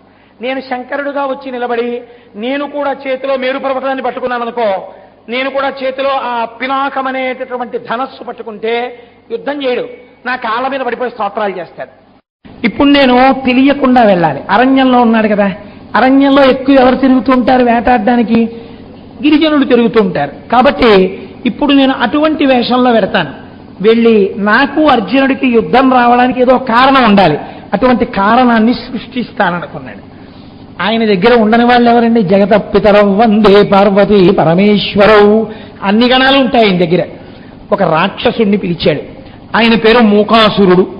ఆయన్ని పిలిచి, ఉరే నువ్వు ఒక బ్రహ్మాండమైన అడవి పంది వేషం వేసుకో, అడవి పందిగా మారిపోయి అర్జునుడు తపస్సు చేసుకుంటున్నటువంటి పర్ణశాల దగ్గరికి వెళ్ళి పెద్ద రొద చెయ్యి. అడవి పంది రొద మామూలుగా ఉండదండి, ఎంతటి వాడికి భయం వేస్తుంది, అటువంటి చప్పుడు చేస్తుంది. అసలు మామూలు పంది ఎరిస్తేనే మనశ్శాంతి ఉండదు, ఇంకా అడవి పంది ఎరిస్తే ఎలా ఉంటుంది? కాబట్టి ఇదిగో ఇప్పుడు అటువంటి అడవి పందిగా వెళ్ళన్నాడు. కడు రొద చేయుచు ఇటనట్టు బుడిబడి తిరుగుచు పొదవగా నుంకించెడు చెడు నిషాటు కొనుగొని ఎడదం యోజించినప్పుడు ఇంద్రజుడిట్టల్. అది అక్కడికి వెళ్ళింది, పెద్ద చప్పుడు చేస్తోంది. ఆయన కూర్చున్న దగ్గర అటొచ్చి చూస్తోంది, ఇలా వచ్చి చూస్తోంది, ఆయన వంకే చూస్తోంది, నోరు తెరుస్తోంది, పెద్ద చప్పుడు చేస్తుంది. అడవి పంది చేసే చప్పుడు కూడా చిత్రంగా ఉంటుంది. నోరు తెరిచి ముక్కుతో గాలి వెనక్కి లాగుతుంది, అదేం అలవాటు దానికి. మామూలుగా అండి అంటుంది, అనేటప్పటికీ ఆ ముక్కుతో వెనక్కి లాగితే ఒక రకమైన రొద కింద ఉంటుంది ఆ శబ్దం. అది ఎటువంటి వాడికి ఆ చప్పుడికి ఎవరో మన మీద అపకారం చేయబోతున్నారనిపిస్తుంది. ఆ అపకారము చేయబోతున్న ధ్వనికి క్షాత్రం ఉన్నవాడు కదండి మహావీరుడు. కళ్ళు తెరిచి చూశాడు, ఒక అడవి పంది నా ఎదురుగుండా వచ్చి అటూ ఇటూ తిరుగుతూ నన్ను చెనకడానికి నా ఎదురుగుండా నిలబడి రొద చేయగలదా ఆలోచించాడు. ఆయన అనుకున్నాడు, వీడెవ్వడో రక్కసుడిట పోడిగనరుదించి నన్ను పొందువంగనుటల్ చూడగ తోచను మిన్నక రాడరి వర్షంబులోని రక్కసీతడవు. బహుశా వీడెవరో రాక్షసుడు, నా మీద ఏదో పూర్వకారణాలేవో పెట్టుకుని నన్ను నాకు అపకారం చెయ్యడం కోసం వచ్చినటువంటి వాడు, కాబట్టి వీడిని విడిచిపెట్టకూడదు, ఇప్పుడే వీడిని పరిమారుస్తాను అని ధనస్సు అందుకని బాణాన్ని ఎక్కుపెట్టి గురి చూసి కొట్టాడు. మీరు ఒకటి బాగా ఆలోచించండి, శివుడు ఎక్కడున్నాడు, అర్జునుడు ఎక్కడున్నాడు? నిజంగా మధ్యలో అడవి పంది ఉందనుకోండి, శివుడిటు అర్జునుడిటు ఉన్నారనుకోండి, అటు ఇటు బాణాలు తగిలాయనుకోండి, అప్పుడు శివుడు అర్జునుడు ఇద్దరు ఎదురుగా ఉన్నారా లేరా? కనపడతారు కదా ఒకళ్ళకొకళ్ళు. అంటే అసలు బాణం వేయకముందే అటు పక్కన ఇంకొక కిరాతుడు కనబడుతున్నాడు. ఇప్పుడు అదేమిటి, ఈ పంది మీద బాణం వెయ్యాలి కదా, వెయ్యకుండా అలా నించున్నాడు ఏమిటి మరి కిరాతుడు? బహుశా ఆయనే కదా అడవి పంది తరువుకు రావాలి. అందుకని అతనికి కూడా ఇందులో ఏదో భాగం ఉందేమో అని అర్జునుడికి అనుమానం వస్తుంది. అందుకే పురాణంలో అలా మాట్లాడలేదు. ఎలా మాట్లాడారంటే ఈయన ఇటు నుంచి వెయ్యలేదు, ఈయనకి వెనక్కి ఉన్నాడు శివుడు, అందుకే ఈయనకి శివుడు కనపడడు. కానీ బాణప్రయోగం మరి ఎలా జరుగుతుంది? ఇప్పుడు ఇద్దరి బాణాలు దాని మీద పడాలి, పడి ఇద్దరు మేం చంపామంటే మేం చంపామనాలి. వీరులకి గొప్పతనం ఏమిటో తెలుసా అండి? దిక్కుమల్ల పంది కోసం దెబ్బలాడుకోకూడదండి. ఎవరి బాణం వాళ్ళు దానికోసం దెబ్బలాడుకుంటారు. అది నా బాణం తీసుకుంటానని దెబ్బలాడతారు. కాబట్టి ఏమైంది? శివుని బాణంబు పృష్టంబు చెంది నోట వెలువడి ధరిత్రి చెందేను. ఆ అడవి పంది ఇలా నిలబడింది. నిలబడగానే ఈయనేం చేశాడు? శ్వేతవాహనుడు అర్జునుడున్నాడే, శరమ్ము వక్త్రంబు నుండి పుష్టమున వెడలి ప్రక్కబడి అంతన మూర్ఖుడేంగే. ఆ అడవి పంది వంక అర్జునుడు ఇలా చూస్తుంటే అది ఇటు పక్కకొచ్చి ఆయన్ని చూస్తుంటే వెనక నుంచి శివుడు ఈయన వెనక నుంచి ఒక బాణం కొట్టాడు. కొట్టే ఈయన పక్కకొచ్చి నిలబడి అరుస్తున్నటువంటి అడవి పంది పృష్ఠభాగంలోంచి బాణం బయటికి వెళ్ళిపోయి నోట్లోంచి బయటకు వచ్చి నేల మీద పడిపోయింది. ఇది శివుడి బాణం. ఇది ఇలా ఎప్పుడైతే బాణం తగిలిందో కంగారుగా ఇటు తిరిగింది అర్జునుడి వైపు. తిరగగానే అర్జునుడు కొట్టాడు. అర్జునుడి బాణం నోట్లోంచి పృష్ఠభాగంలోంచి బయటికి వెళ్ళి నేల మీద పడింది. ఏకకాలమనందు రెండు బాణములు దాని శరీరానికి గుచ్చుకుని లేవు. ఇది ఇట్నుంచి బయటికి వెళ్ళిపోయింది, అది అట్నుంచి బయటకు వచ్చేసింది. రెండు బాణాలు బయటకు వచ్చాయి, లోపల తుక్కు కింద కొట్టేసాయి అనమాట దాని శరీరాన్ని. ఉత్తర క్షణం అది ఇంకా ఏం తిరగడానికి అవకాశం లేదు దానికి, ఈగే పడిపోయి చచ్చిపోయింది. ఎటువంటి వీరుల బాణాలండి అవి? వెనక పృష్ఠంలోంచి ముందు నోట్లో కొట్టాడు ఒక ఆయన, నోట్లోంచి పృష్ఠంలో కొట్టాడు ఒక ఆయన. బాణాలు దిగిలేవు, ఇద్దరి బాణాలు బయటకు వచ్చేసాయి. బయటకు వచ్చి నేల మీద పడిపోయాయి. ఇప్పుడు శివుడు అన్నాడు, చూడలేదుగా తను ఇంకాను. తన దగ్గర ఉన్నటువంటి ప్రమదగణాలు వెనకాతలే వచ్చారు కిరాతులుగా. ఒకడిని పిలిచి, ఒరే వెళ్ళి మన బాణం పట్టుకురారా అన్నాడు. ఈయన వచ్చి ఆ బాణం తీస్తూ అన్నాడు, ఏమిటి అలా చూస్తున్నావు? తాపసి వేషంలో ఉండి బాణం ఎత్తుకుపోదాం అనుకుంటున్నావా? అంటే కలహాన్ని పెంచుకునే మార్గం. ఈ బాణం ఎవరిదో తెలుసా? మా నాయకుడు, కిరాత వీరుడు, మహానుభావుడు. బాణం వేశాడా? ఎవరు నిలబడలేరు, జాగ్రత్త.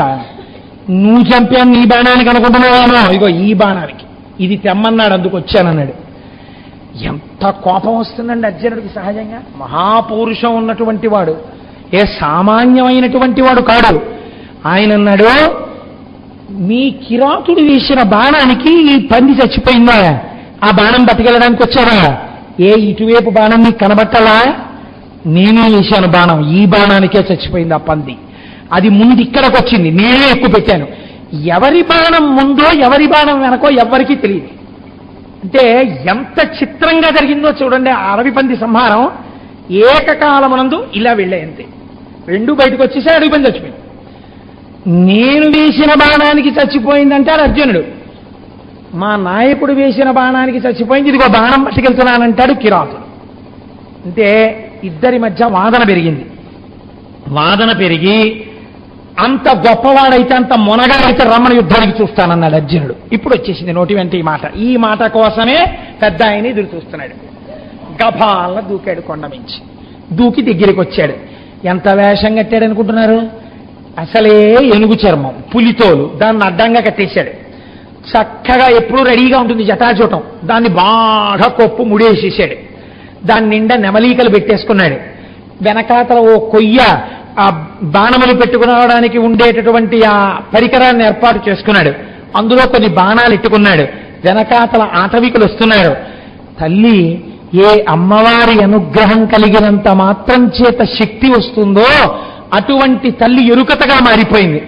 ఆవిడ పైన రవిక లేకుండా ఒక వస్త్రాన్ని అడ్డంగా చీరనే జాకెట్గా కట్టేసుకుని, తల నిండా కొప్పేసుకుని, దాని నిండా నెమలీకల చుట్టూ పెట్టేసుకుని, మెడ నిండా రకరకాల రంగు పూసలు వేసేసుకుని, అమ్మవారు ఏమీ తెలియని దానిలా ఓ తేనె కుండోటి చేతిలో పట్టుకుని వెనకాతల కిరాతుడి వెనకాతల వెళ్ళిపోయేటటువంటి భార్యలా ఆవిడొస్తోంది.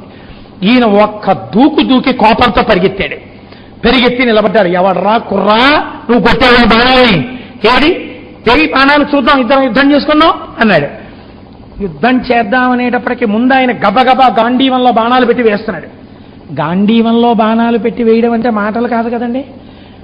టంకారం చేశాడు. నవ్వేట శివుడు. ఓహో, పర్వాలేదు రోయ్, పెద్ద తప్పుడే చేశావు. ఇప్పుడు ఆయన చేతిలో ఏముంది? పినాకం లేదు కాబట్టి ఆయన పినాకమునకు ఉండేటటువంటి వింటినారిని చప్పుడు చేయలేదట. ఆయన హోం అన్నట్టు. ఇప్పుడు ఈ చప్పుడు విని అర్జునుడు ఉలిక్కిపడ్డట్టు. దేవుడు రోయ్, నేను ధనుష్టంకారం చేస్తే అందరూ ఉలిక్కి పడతారు, ఈ కిరాతుడి యొక్క అహంకారం ఏమిటి ఇలా ఉంది, అయ్యబాబోయ్ పర్వతాలు గూరినిల్లెట్టుంది అని ఉలిక్కి పడ్డట.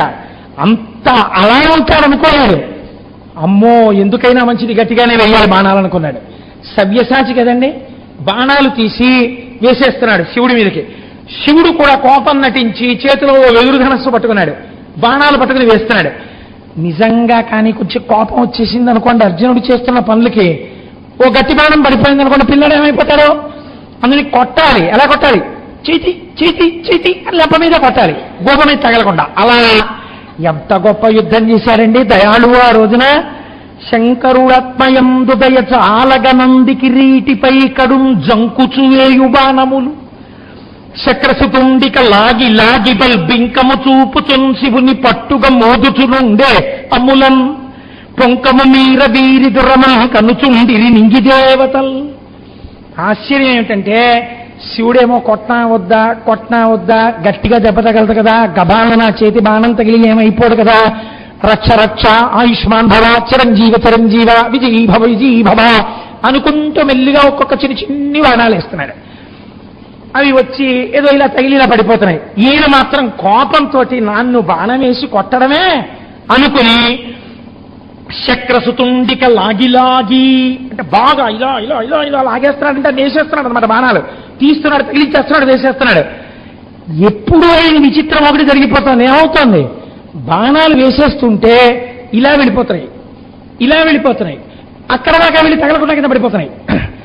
బ్రహ్మాండమైన బాణాలు వేస్తే అసలు తగలకుండా నెత్తుటి చుక్క కూడా చిందకుండా అవతల వాడికి పొక్కు కూడా ఎక్కట్లేదు.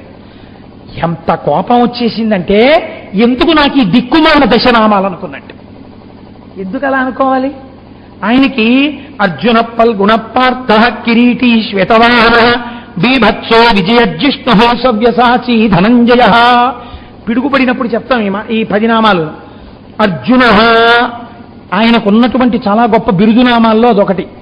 అర్జున అంటే అవదాత వర్ణము అంటారు. అంటే ఇంకా అలాంటి రంగు ప్రపంచంలో ఎక్కడ ఉండదు. పాండవర్ణం వేరు. అంటే నేను అలా అన్నానని మరోలా అనుకోకండి. ఒళ్ళు ఒక రకమైన వ్యాధిగ్రస్తం అయిపోతే ఒక రకమైన తెలుపు ఏర్పడుతుంది. ఆ తెలుపు భయానకంగా ఉంటుంది. అలాంటిది కాదు. అసలు అటువంటి కాంతితో కూడినటువంటి తెలుపు, అంత సమ్మోహన శక్తి కలిగినటువంటి తెలుపు ఈ భూమండలం మీద లేదుట. అర్జునుడు ఒక్కడే అంత తెల్లగా ఉంటాడు. అంతటి తెల్లటివాడు కాబట్టి ఎంతమందిలో ఉన్నా తెలుస్తాడు అర్జునుడని. కాబట్టి ఆయన్ని అర్జున అని పిలిచేవారు. ఫల్గుణ, పూర్వ ఫల్గుని ఉత్తర ఫల్గుని నక్షత్రాల మధ్య సంధికాలంలో పుట్టాడు ఆయన. అటువంటి సంధికాలంలో పుట్టాడు కాబట్టి ఆయన్ని ఫల్గుణ అని పిలుస్తారు. పార్థ, కుంతీదేవికి పృథ అని ఒక పేరు. పృథకి కుమారుడు కాబట్టి పార్థి, ఆయనకి పార్థుడు అని ఒక పేరు. కిరీటి, ఇంద్రుడిచ్చినటువంటి కిరీటాన్ని పెట్టుకుంటాడు. అందులో ఉండేటటువంటి మణులలోంచి కేవలం తెల్లటి కాంతులే వస్తాయిట. ఆ తెల్లటి కాంతులు అర్జునుడు ఎక్కడైనా వచ్చి నిలబడితే ఈ జనరేటర్లు అవి ఎక్కర్లేదు. ఆయన వచ్చి కాకినాడలో అలా నిలబడ్డాడు అనుకోండి, మొత్తం అంతా లైటింగ్ పడిపోతుంది అనమాట. అంత వెలుతురు పడుతుంది ఆ కిరీటంలోంచి. అందుకే దగ్గర నుంచి అసలు అర్జునుడి ముఖాన్ని తేరిపారి చూడలేరు. అంతటి మహానుభావుడంటే అర్జునుడంటే. అందుకే పిడుగులు పడవు ఆయన పేర్లు చెప్తే. అర్జునుడు అటువంటి అందగాడు కనుక అటువంటి కిరీటం పెట్టుకుంటారు కాబట్టి ఆయనకి కిరీటి అని పేరు. ఆయన రథానికి చిన్న మచ్చ ఉన్న గుర్రాన్ని కట్టినా అంగీకరించట. అర్జునుడి రథం అని గుర్తు ఏమిటంటే యుద్ధభూమిలో అన్ని గుర్రాలు తెల్లగానే ఉండాలి. అందుకని శ్వేతవాహన అని పేరు. బీభత్సో, అర్జునుడు యుద్ధం చేస్తుంటే అసలు చూసి పొంగిపోయేవారట. చూడండి, మనం క్రికెట్ చూస్తుంటే అరే what classic shot it is అంటారు. అలా అసలు ఇలాంటి బౌండరీ కొట్టడం ఆయనకే చెల్లిందంటారు ఒక ఆయన్ని. అలా అర్జునుడు యుద్ధం చేస్తుంటే విలువిద్యయందు నిష్ణాతుడైన ద్రోణాచార్యుల వారు ధనస్సు పక్కన పెట్టేసి గడ్డం ఇలా అనుకుంటూ, చూశారా కొట్ట అలా మార్జనుడు కొట్టాలనేవంట. అది చిత్రం ఏమిటో తెలుసా అండి, హేయంగా ఉండదు, చుగుప్స పుట్టించేటట్టుగా ఉండదు. బౌండరీ కొట్టచ్చు, కానీ మీరు గాలిలోకి ఎగిరిపోయి అడ్డదిడ్డంగా అడ్డబేట పెట్టి కొట్టిన దానికి, ఒక్క మోకాలు మడిచి మీ ఎదురుగుండా ఉన్నటువంటి వికెట్లు పక్క నుంచి స్ట్రైట్ లైన్ బౌండరీ కొట్టిన దానికి చాలా తేడా లేదండి, చాలా తేడా ఉంటుంది కదా. అలా అర్జునుడు యుద్ధం చేస్తే అంత అందంగా ఉంటుంది. ఏమి యుద్ధం రా అని యుద్ధం చేయడం కన్నా యుద్ధం చూడాలనిపిస్తుంది. బీభత్సో అసలు చేయడంతో బీభత్సం సృష్టిస్తాట. కిరీటంతో కొంతమందిని పడిపోతారు, టంకారంతో పడిపోతారు, ధనస్సుకు పడిపోతారు, దాని కాంతులకు పడిపోతారు. ఇక పాంచజన్యం పూరించాడా దానికి కొన్ని వేల మంది పడిపోతారు. ఆయన యుద్ధం చూస్తుంటే పెద్దల్ని చూస్తే నమస్కార బాణాలు వేసి నవ్వుతాడు. యుద్ధం చెయ్యడానికి వెళ్ళి మాట్లాడేడా అలాగే ఉంటాయి ఆ మాటలు, పొడి చూసి చచ్చిపోవాలి అలా మాట్లాడతాడు దుర్యోధనుడితోటి. ఇన్నున్నవాడు కాబట్టి బీభత్సో విజయ. ఇప్పటి వరకు ఓటమంటే ఏమిటో తెలియదు, ఎప్పుడూ ధనస్సు చేతిలో పట్టుకుని ఓడిపోవడం అన్నది తెలియనటువంటి వాడు. జిష్ణు, ఇది ఆయన బిరుదు ఏమిటో తెలుసా అండి, ఒక చిత్రమైన బిరుదు, ఒక చిత్రమైన ప్రతిజ్ఞ చేశాడు అర్జునుడు. యుద్ధ భూమిలో నేను ఆయుధాన్ని పట్టుకొని ఉండగా, చేతిలో ధనస్సు ఉండగా, మా పెద్దన్నగారైన ధర్మరాజు శరీరములోండి రక్త బిందువు పైకి వచ్చేటట్టు కానీ, ఆయన శరీరము మీద వ్రణమయ్యేటట్టు కానీ ఎవడైనా బాణం వేస్తే వాడు ఇంకా ఊపిరి తీయడు, వాడిని వెంటనే చంపేస్తాను. మా అన్నయ్య విషయంలో మాత్రం ఉపేక్ష లేదు. ఇంతటి ప్రతిజ్ఞ చేశాడు కనుకనే ధర్మరాజు మీద బాణం వెయ్యడం అంటే హడల్ అందరికీ. నెత్తుటి బిందువు కాని వ్రణము కాని ధర్మరాజుకి ఏర్పడితే వెంటనే చంపేస్తాడు అర్జునుడు. అందుకని జిష్ణుహౌ అని పేరు ఆయనకి. సవ్యసాచి, ఇలా ధనస్సు పట్టుకుని ఇలా బాణాలు తీసివేస్తాడు, ఇలా పట్టుకుని ఇలా తీసివేస్తాడు. రెండు చేతులతో రాసేవాడు ఉన్నాడు అనుకోండి, ఎంత చిత్రంగా ఉంటుందో అలా ఉంటుంది అర్జునుడి యుద్ధం. ఇలా పట్టుకుని చేస్తుంటాడు అంతే వేగంతో. అందుకే రెండు పక్కల అమ్ముల పొదులు కట్టుకుని మీరు ఇటు పక్క యుద్ధం చేస్తున్నాడో, అబ్బాయి ఎంత బాగా చేస్తున్నాడో అని చూస్తుంటే ఇటు నుంచి తీసి చక్ చక్ చక్ చక్ వేసేస్తుంటాడు, మళ్ళీ ఈ చెత్త పట్టుకుని ఇలా వేసేస్తుంటాడు. దిక్కుమాల యుద్ధం ఏంటండి, చూడటమే సంతోషంగా ఉంటుంది కాసేపు. అసలు అర్జునుడు అలా యుద్ధం చేస్తుంటేను సవ్యసాచి, అంత గొప్పవాడు. అలా వేసేటప్పుడు గురి తప్పుతుంది అనుకుంటున్నారా? ఇన్ని బాణాలు తీసి ఏకకాలమనందు వింటినారికి తగిలించి విడిచిపెడితే ఎవరెవరి వక్షస్థలాల్లో తాకాలనుకున్నాడో ఏకకాలమనందు వినిర్ముక్తమైన బాణాలు వాళ్ళ గుండెల మీద పడతాయి. అలా కొట్టగలిగినటువంటి నేర్పరి. ధనంజయ, భూమి మీద రాజులందరూ సంపాదించినటువంటి ధనాన్నంతటినీ చేతిలో ఉన్నటువంటి గాంధీవము చేత రాజసూయాగమనందు గెలిచి తీసుకొచ్చినవాడు. ఈ 10 నాణాలు ఎందుకు ఏడవరా అని ఏడ్చాడు. ఎందుకని ఇవాళ గాంధీవానికి తగిలించి విడిచిపెడుతుంటే ఎదురుగుండా ఉన్న కిరాతుడి మీద ఒక్క బాణం పట్టాల. బాణాలు ఇలా పోతున్నాయి, అలా పోతున్నాయి, అలా పోతున్నాయి, ఇలా పోతున్నాయి, తగిన పొక్కు కూడా ఎక్కట్లేదు. ఏమిటి నా విలువిద్య ఏమైపోయింది, ఎంత చిన్నతనం, ఇంటికి వెళ్ళి ఏమని చెప్పను, దీంతో ఏమి యుద్ధం చేయను, నిరుత్సాహపడిపోలేదుటండి. అది క్షాత్రం అంటే. బెంగ పెట్టేసుకోలేదుట. కోదండంబుల నిట్టులండరు జటాకోటీరముల్ కుక్షి వక్షోదేశంబుల నంసభాగముల సక్రోదంబునం వేయుచున్ రోదోంతంబుల నట్టహాసముల నార్పుల్ పిక్కటిల్లంగ బాహాదర్పంబున మల్లసంగరము చేయందొచ్చిరి రుద్రార్జనుల్. ఆ చేతిలో ఉన్నటువంటి కోదండాలు తీసి కోదండం వేసి కొట్టుకున్నారు. ఇంకా బాణాలు పట్టలేదని కోపం వచ్చేసింది. ఆ తర్వాత కుక్షి వక్షోదేశంబుల, పొట్టల మీద కొట్టుకున్నారు, గుండెల మీద కొట్టుకున్నారు. కొట్టనట్టు కొడుతున్నాడు శివుడు నవ్వుతూ. ఈయన బలమంతా పెట్టి కొట్టేస్తున్నాడు, ఏమీ అవ్వట్లేదు. ఆయన కడుపు మండిపోతున్న కొద్దీ కొట్టేస్తున్నాడు. మధ్యలో ఈ ధనస్సు విసిరేసి తొడలు కొట్టాడు, అరుపరిచాడు. రాణి సంగతి చెప్తానన్నాడు. ఆ కట్టుకుని ఎప్పుడు పట్టుపంచ కట్టుకునే యుద్ధం చేస్తాడు, కానీ భీముళ్ళ ఎప్పుడు మళ్ళా యుద్ధం చేయడానికి దాన్ని తొడల మీదకి లంగోటాలా కట్టడం. అలాంటి వాడు ఇవాళ ఆ పంచిని పైకి తీసేసి లంగోటాలా బిగించేశాడు.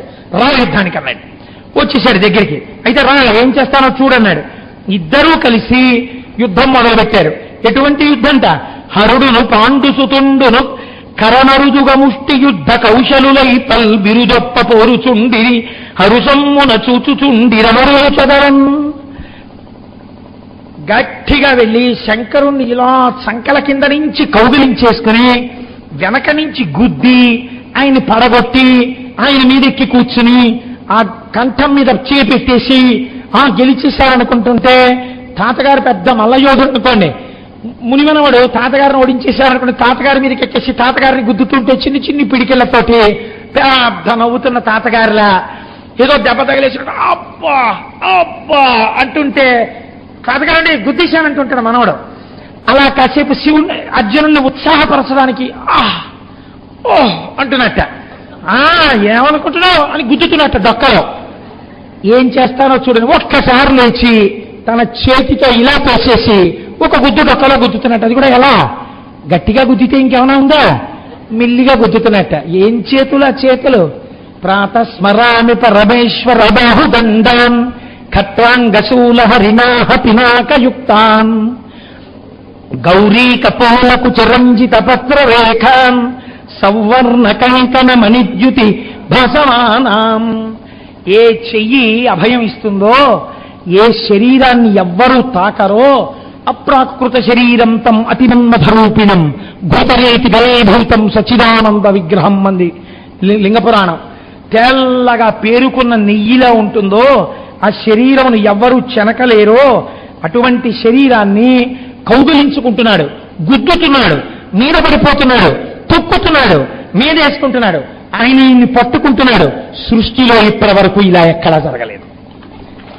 అలా ఆయన ఒంటికున్న విభూతంతా ఈయన కంటిపోయింది. ఈయన సర్వాంగములను తాకేశాడు.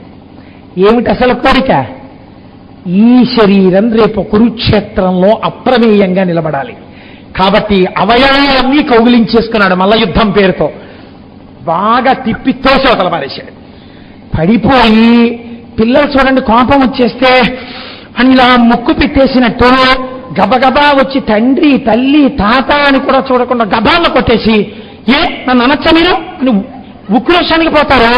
అలా వెళ్ళిపోయి పరిగెత్తుకుంటూ పక్కన పడిపోయిన గాంధీవం తీసుకుని పరిగెత్తుకుంటూ వచ్చేసి అలా నిలబడినటువంటి శంకరుడికి ఇంకా దగ్గరికి పట్టుకుని గట్టిగా నొక్కేస్తున్నాడని కోపం వచ్చేసి దూరం నుంచి ఆ గాంధీవం ఎత్తి శంకరుడి జుటాజూట మీద ఒక్క ప్రహారం కొట్టేటప్పటికి ఏమి మొనగాడివిరా, ఎంత పౌరుషం రా నీకు అనుకున్నట్ట శంకరుడు. అంతే చాలి యుద్ధం అనుకున్నట్ట. చంద్రోద్భాసిత శేఖరే స్మరహరే గంగాధర శంకరే సర్పైర్భూషిత కంఠకర్ణ వివరే నేత్రోద్భవైశ్వానరే దంతిత్వకృత సుందరాంబరధరే త్రైలోక్య సారేహరే అని మహానుభావుడు ఆ చంద్రవంకతో పట్టుపుట్టంతో వామార్ధ భాగమునందు పార్వతీదేవితో ఎదురుగుండా నిలబడ్డాడు. కొట్టి మళ్లీ కొడదామని గాంధీవం ఎత్తబోయాడు. ఎదురుగుండా అర్ధనారీశ్వర స్వరూపంతో పార్వతీ పరమేశ్వరులు కనపడ్డారు. గబగబా నేల మీద పాదముల మీద పడిపోయాడు. శంకర, ఇంత కృపా నా మీద, నా చేతి దెబ్బలు తిన్నావా, నాతో మల్ల యుద్ధం చేశావా తండ్రి అన్నాడు. శ్రీకంఠలోకేశలోకోద్భవస్థాన సంహారహారీ మురారి ప్రియా చంద్రధారీ మహేంద్రాది బృందారకానంద సందోహ సందాయి పుణ్యస్వరూప వినూపాక్ష దక్షాద్వరధ్వంసకాదేవ నీదైన తత్వంబు భావించి బుద్ధి ప్రధానంబు కర్మంబు విజ్ఞానం అధ్యాత్మ యోగంబు సర్వక్రియాకారణం పంచునానా ప్రకారంబులన్ బుద్ధిమంతులు విచారించుచున్ నిన్ను భావేతు ఈశాన సర్వేశ్వర సర్వసర్వత్ర సర్వాత్మక నిర్వికల్ప ప్రభావ భవానీపతి నీవు లోకత్రయీవర్తనంబుల్ మహారాజు కాతాగ్ని సోమార్కటోయంబులం చేసి సంసార చక్రిక్రియాయంత్ర వాహోదవై దేవాదిదేవ మునిస్తోత్రతోత్ర దత్తావధానాలపేక్షణోగ్ని భస్మీకృతానంద భస్మానులిప్తాంగ గంగాధర నీ ప్రసాదంబులన్ సర్వగీర్వాణ గంధర్వులన్ సిద్ధ సద్యోరగేంద్ర మహేంద్రాదులన్ శాశ్వతైశ్వర్య సంప్రాప్తులైరేశ్వర విశ్వకర్త సురాభ్యర్చిత నా అభ్యర్థిదంపుల్ ప్రసాదంబులం కరుణమాయమ్ము ఓ శంకర పాహిమా పాహిమా నమస్తే నమస్తే నమస్తే నమస్తే నమః అంటూ ఆయన పాదాల మీద పడిపోయాడు. ననయ భట్టారకుడు ఆంధ్రభారతంలో అరవభరణంలో చేసినటువంటి దండకం. పడిపోతే శంకరుడు చూసి అన్నట్ట, వగవకు కింతయో నృపవల్లభ నీదగు ధైర్యమారయం నిగరపు శోభనంబిటులనే నొనరించితి నీ ప్రహారముల్ తగుగతి అచ్చవోల నెడదం తలపోసితి నీదు తప్పు సుంతగు పడందిక కోరమురయమ్మున నీదు మనోరథమ్ములన్. అర్జున, ఎందుకంత బాధపడతావు నన్ను కొట్టానని? అలా అనుకోకు. నువ్వు కొట్టినప్పుడల్లా, గుద్దినప్పుడల్లా, తోసినప్పుడల్లా నీవు నాకు చేసిన పూజగా నేను దాన్ని స్వీకరించాను, నీకేం కావాలో అడిగిచ్చేస్తానన్నాడు. అంటే అర్జునుడు అన్నాడు, ఏమడగాలో మర్చిపోయాడు. మర్చిపోయి శంకరుణ్ణి చూసి కన్నులంబట నీరు కారిపోతూ ఇంతటి పరాక్రమవంతుడన్నాడు, భక్తవల్లభుడవగు నీ భావములకు కంపరునే నాదు అనుచిత కార్యమభవ ఇకలో నీ కృపాళిత్యమంతయేని వర్ణలేనగుంకాదవరదనాకు. ఈశ్వర, కంటి ఎదుట కనపడుతోందా? పరాత్పరుడవా, ఇన్ని లోకములకు జగద్భర్తవా, ఉమానాథుడివా, ఇటువంటి తండ్రిని నీ పాదములు ముట్టినవారు లేరా? అజ్ఞానినై తండ్రి నీ మీద బాణాలు వేశానా? మల్ల యుద్ధాన్ని నిన్ను చెనకానా, గుద్దానా, నీ మీద కూర్చున్నానా? అంత పవిత్రమైన డొక్కల్లో పొడిచానా? కాళ్లతో తొక్కానా? ధనస్సు ఎత్తి జటాజూటంలో కొట్టానా? దాన్ని పూజ అన్నావా తండ్రి? నీ కారుణ్యాన్ని ఏ మాటలు పెట్టి వర్ణించనయ్యా? నీ వర్ణించలేను మహాప్రభు, నాకేం కావాలి? కారుణ్యంతో నా గుండె నిండిపోయిందని పడిపోయాడు. శంకరుడు అన్నాడు, నువ్వు పాశుపతం అడగడానికి వచ్చావు, నీకు పాశుపతాస్త్రాలను ఇస్తున్నాను. ఎదురు ఏది నీ పాండవులు గెలిచి తీరుతారు రాబోయే కురుక్షేత్ర యుద్ధంలో. విజయీభవ. నీవు అనుగ్రహిస్తున్నా.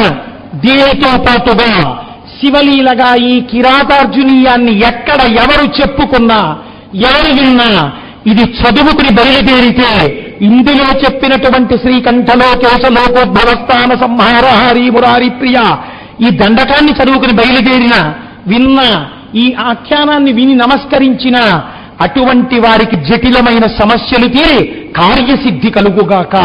నీకు ఎలా విజయం కలుగుతోందో విన్నవారికి కూడా అటువంటి విజయము కలుగుగాక అని శంకరుడు ఆ రోజున ఆశీర్వచనం చేసి అర్జునుడిని పంపించాడు. ఆ పాశుపతాస్త్రాన్ని పొంది పాండవుల దగ్గరికి వస్తే ధర్మరాజాదులు పొంగిపోయారు. శంకరుడి కృపయే కృప. తపస్సు చేయడం ఒకెత్తు, ఆ శంకరుడు ఎంతటి దయాళు. అందుకే కృష్ణ పరమాత్మ వ్యాస భగవానుడు శంకరానుగ్రహాన్ని పొందమని చెప్పారని పరవశించి అర్జునుణ్ణి కౌగలించుకొని, శంకరుణ్ణి తాకిన శరీరం రానిదని ఆయన్ని కౌగలించుకొని మురిసిపోయారట. అంత పరమ పవిత్రమైన కిరాతార్జునీయం నిజంగా భగవంతుడు భక్తుడికంత లొంగిపోయింది. ముక్కు మీద వేలేసుకుని వినేదే కదండి. నేను అబద్ధం చెప్పానా నిన్న? రేపు ఇటువంటి చెప్తానని. కనుక అంత పరమ పవిత్రమైన కిరాతార్జునీయాన్ని ఇవాళ ఈశ్వరుడు చెప్పించి మిమ్మల్ని నన్ను కూడా కృతార్థుల్ని చేశాడు. రేపటి రోజున బయట ప్రసంగం జరిగేటట్టుగా భగవంతుడు అనుగ్రహించుగాక. మంగళాశాసనపరై మదాచార్య పురోగమై సర్వై సపూర్వైరాచార్యై సత్కృతాయాస్తు మంగళం. మంగళం కోసలేంద్రాయ మహనీయ గుణాత్మనే చక్రవర్తి తనూజాయ సర్వభౌమాయ మంగళం. ఉమాకాంతాయ కాంతాయ కామితార్థప్రదాయినే శ్రీగిరీశాయ దేవాయ మలినాథాయ మంగళం. కరచరణకృతం వా కర్మ వాక్కాజం వా శ్రవణనైనజం వా మానసం వాపరాధం విహితమవిహితం వా సర్వమేత్తక్షమస్వ. శివ శివ కరుణాబ్ధే శ్రీ మహాదేవ శంభో. సర్వం శ్రీ ఉమామహేశ్వర బ్రహ్మార్పణమస్తు. స్వస్తి.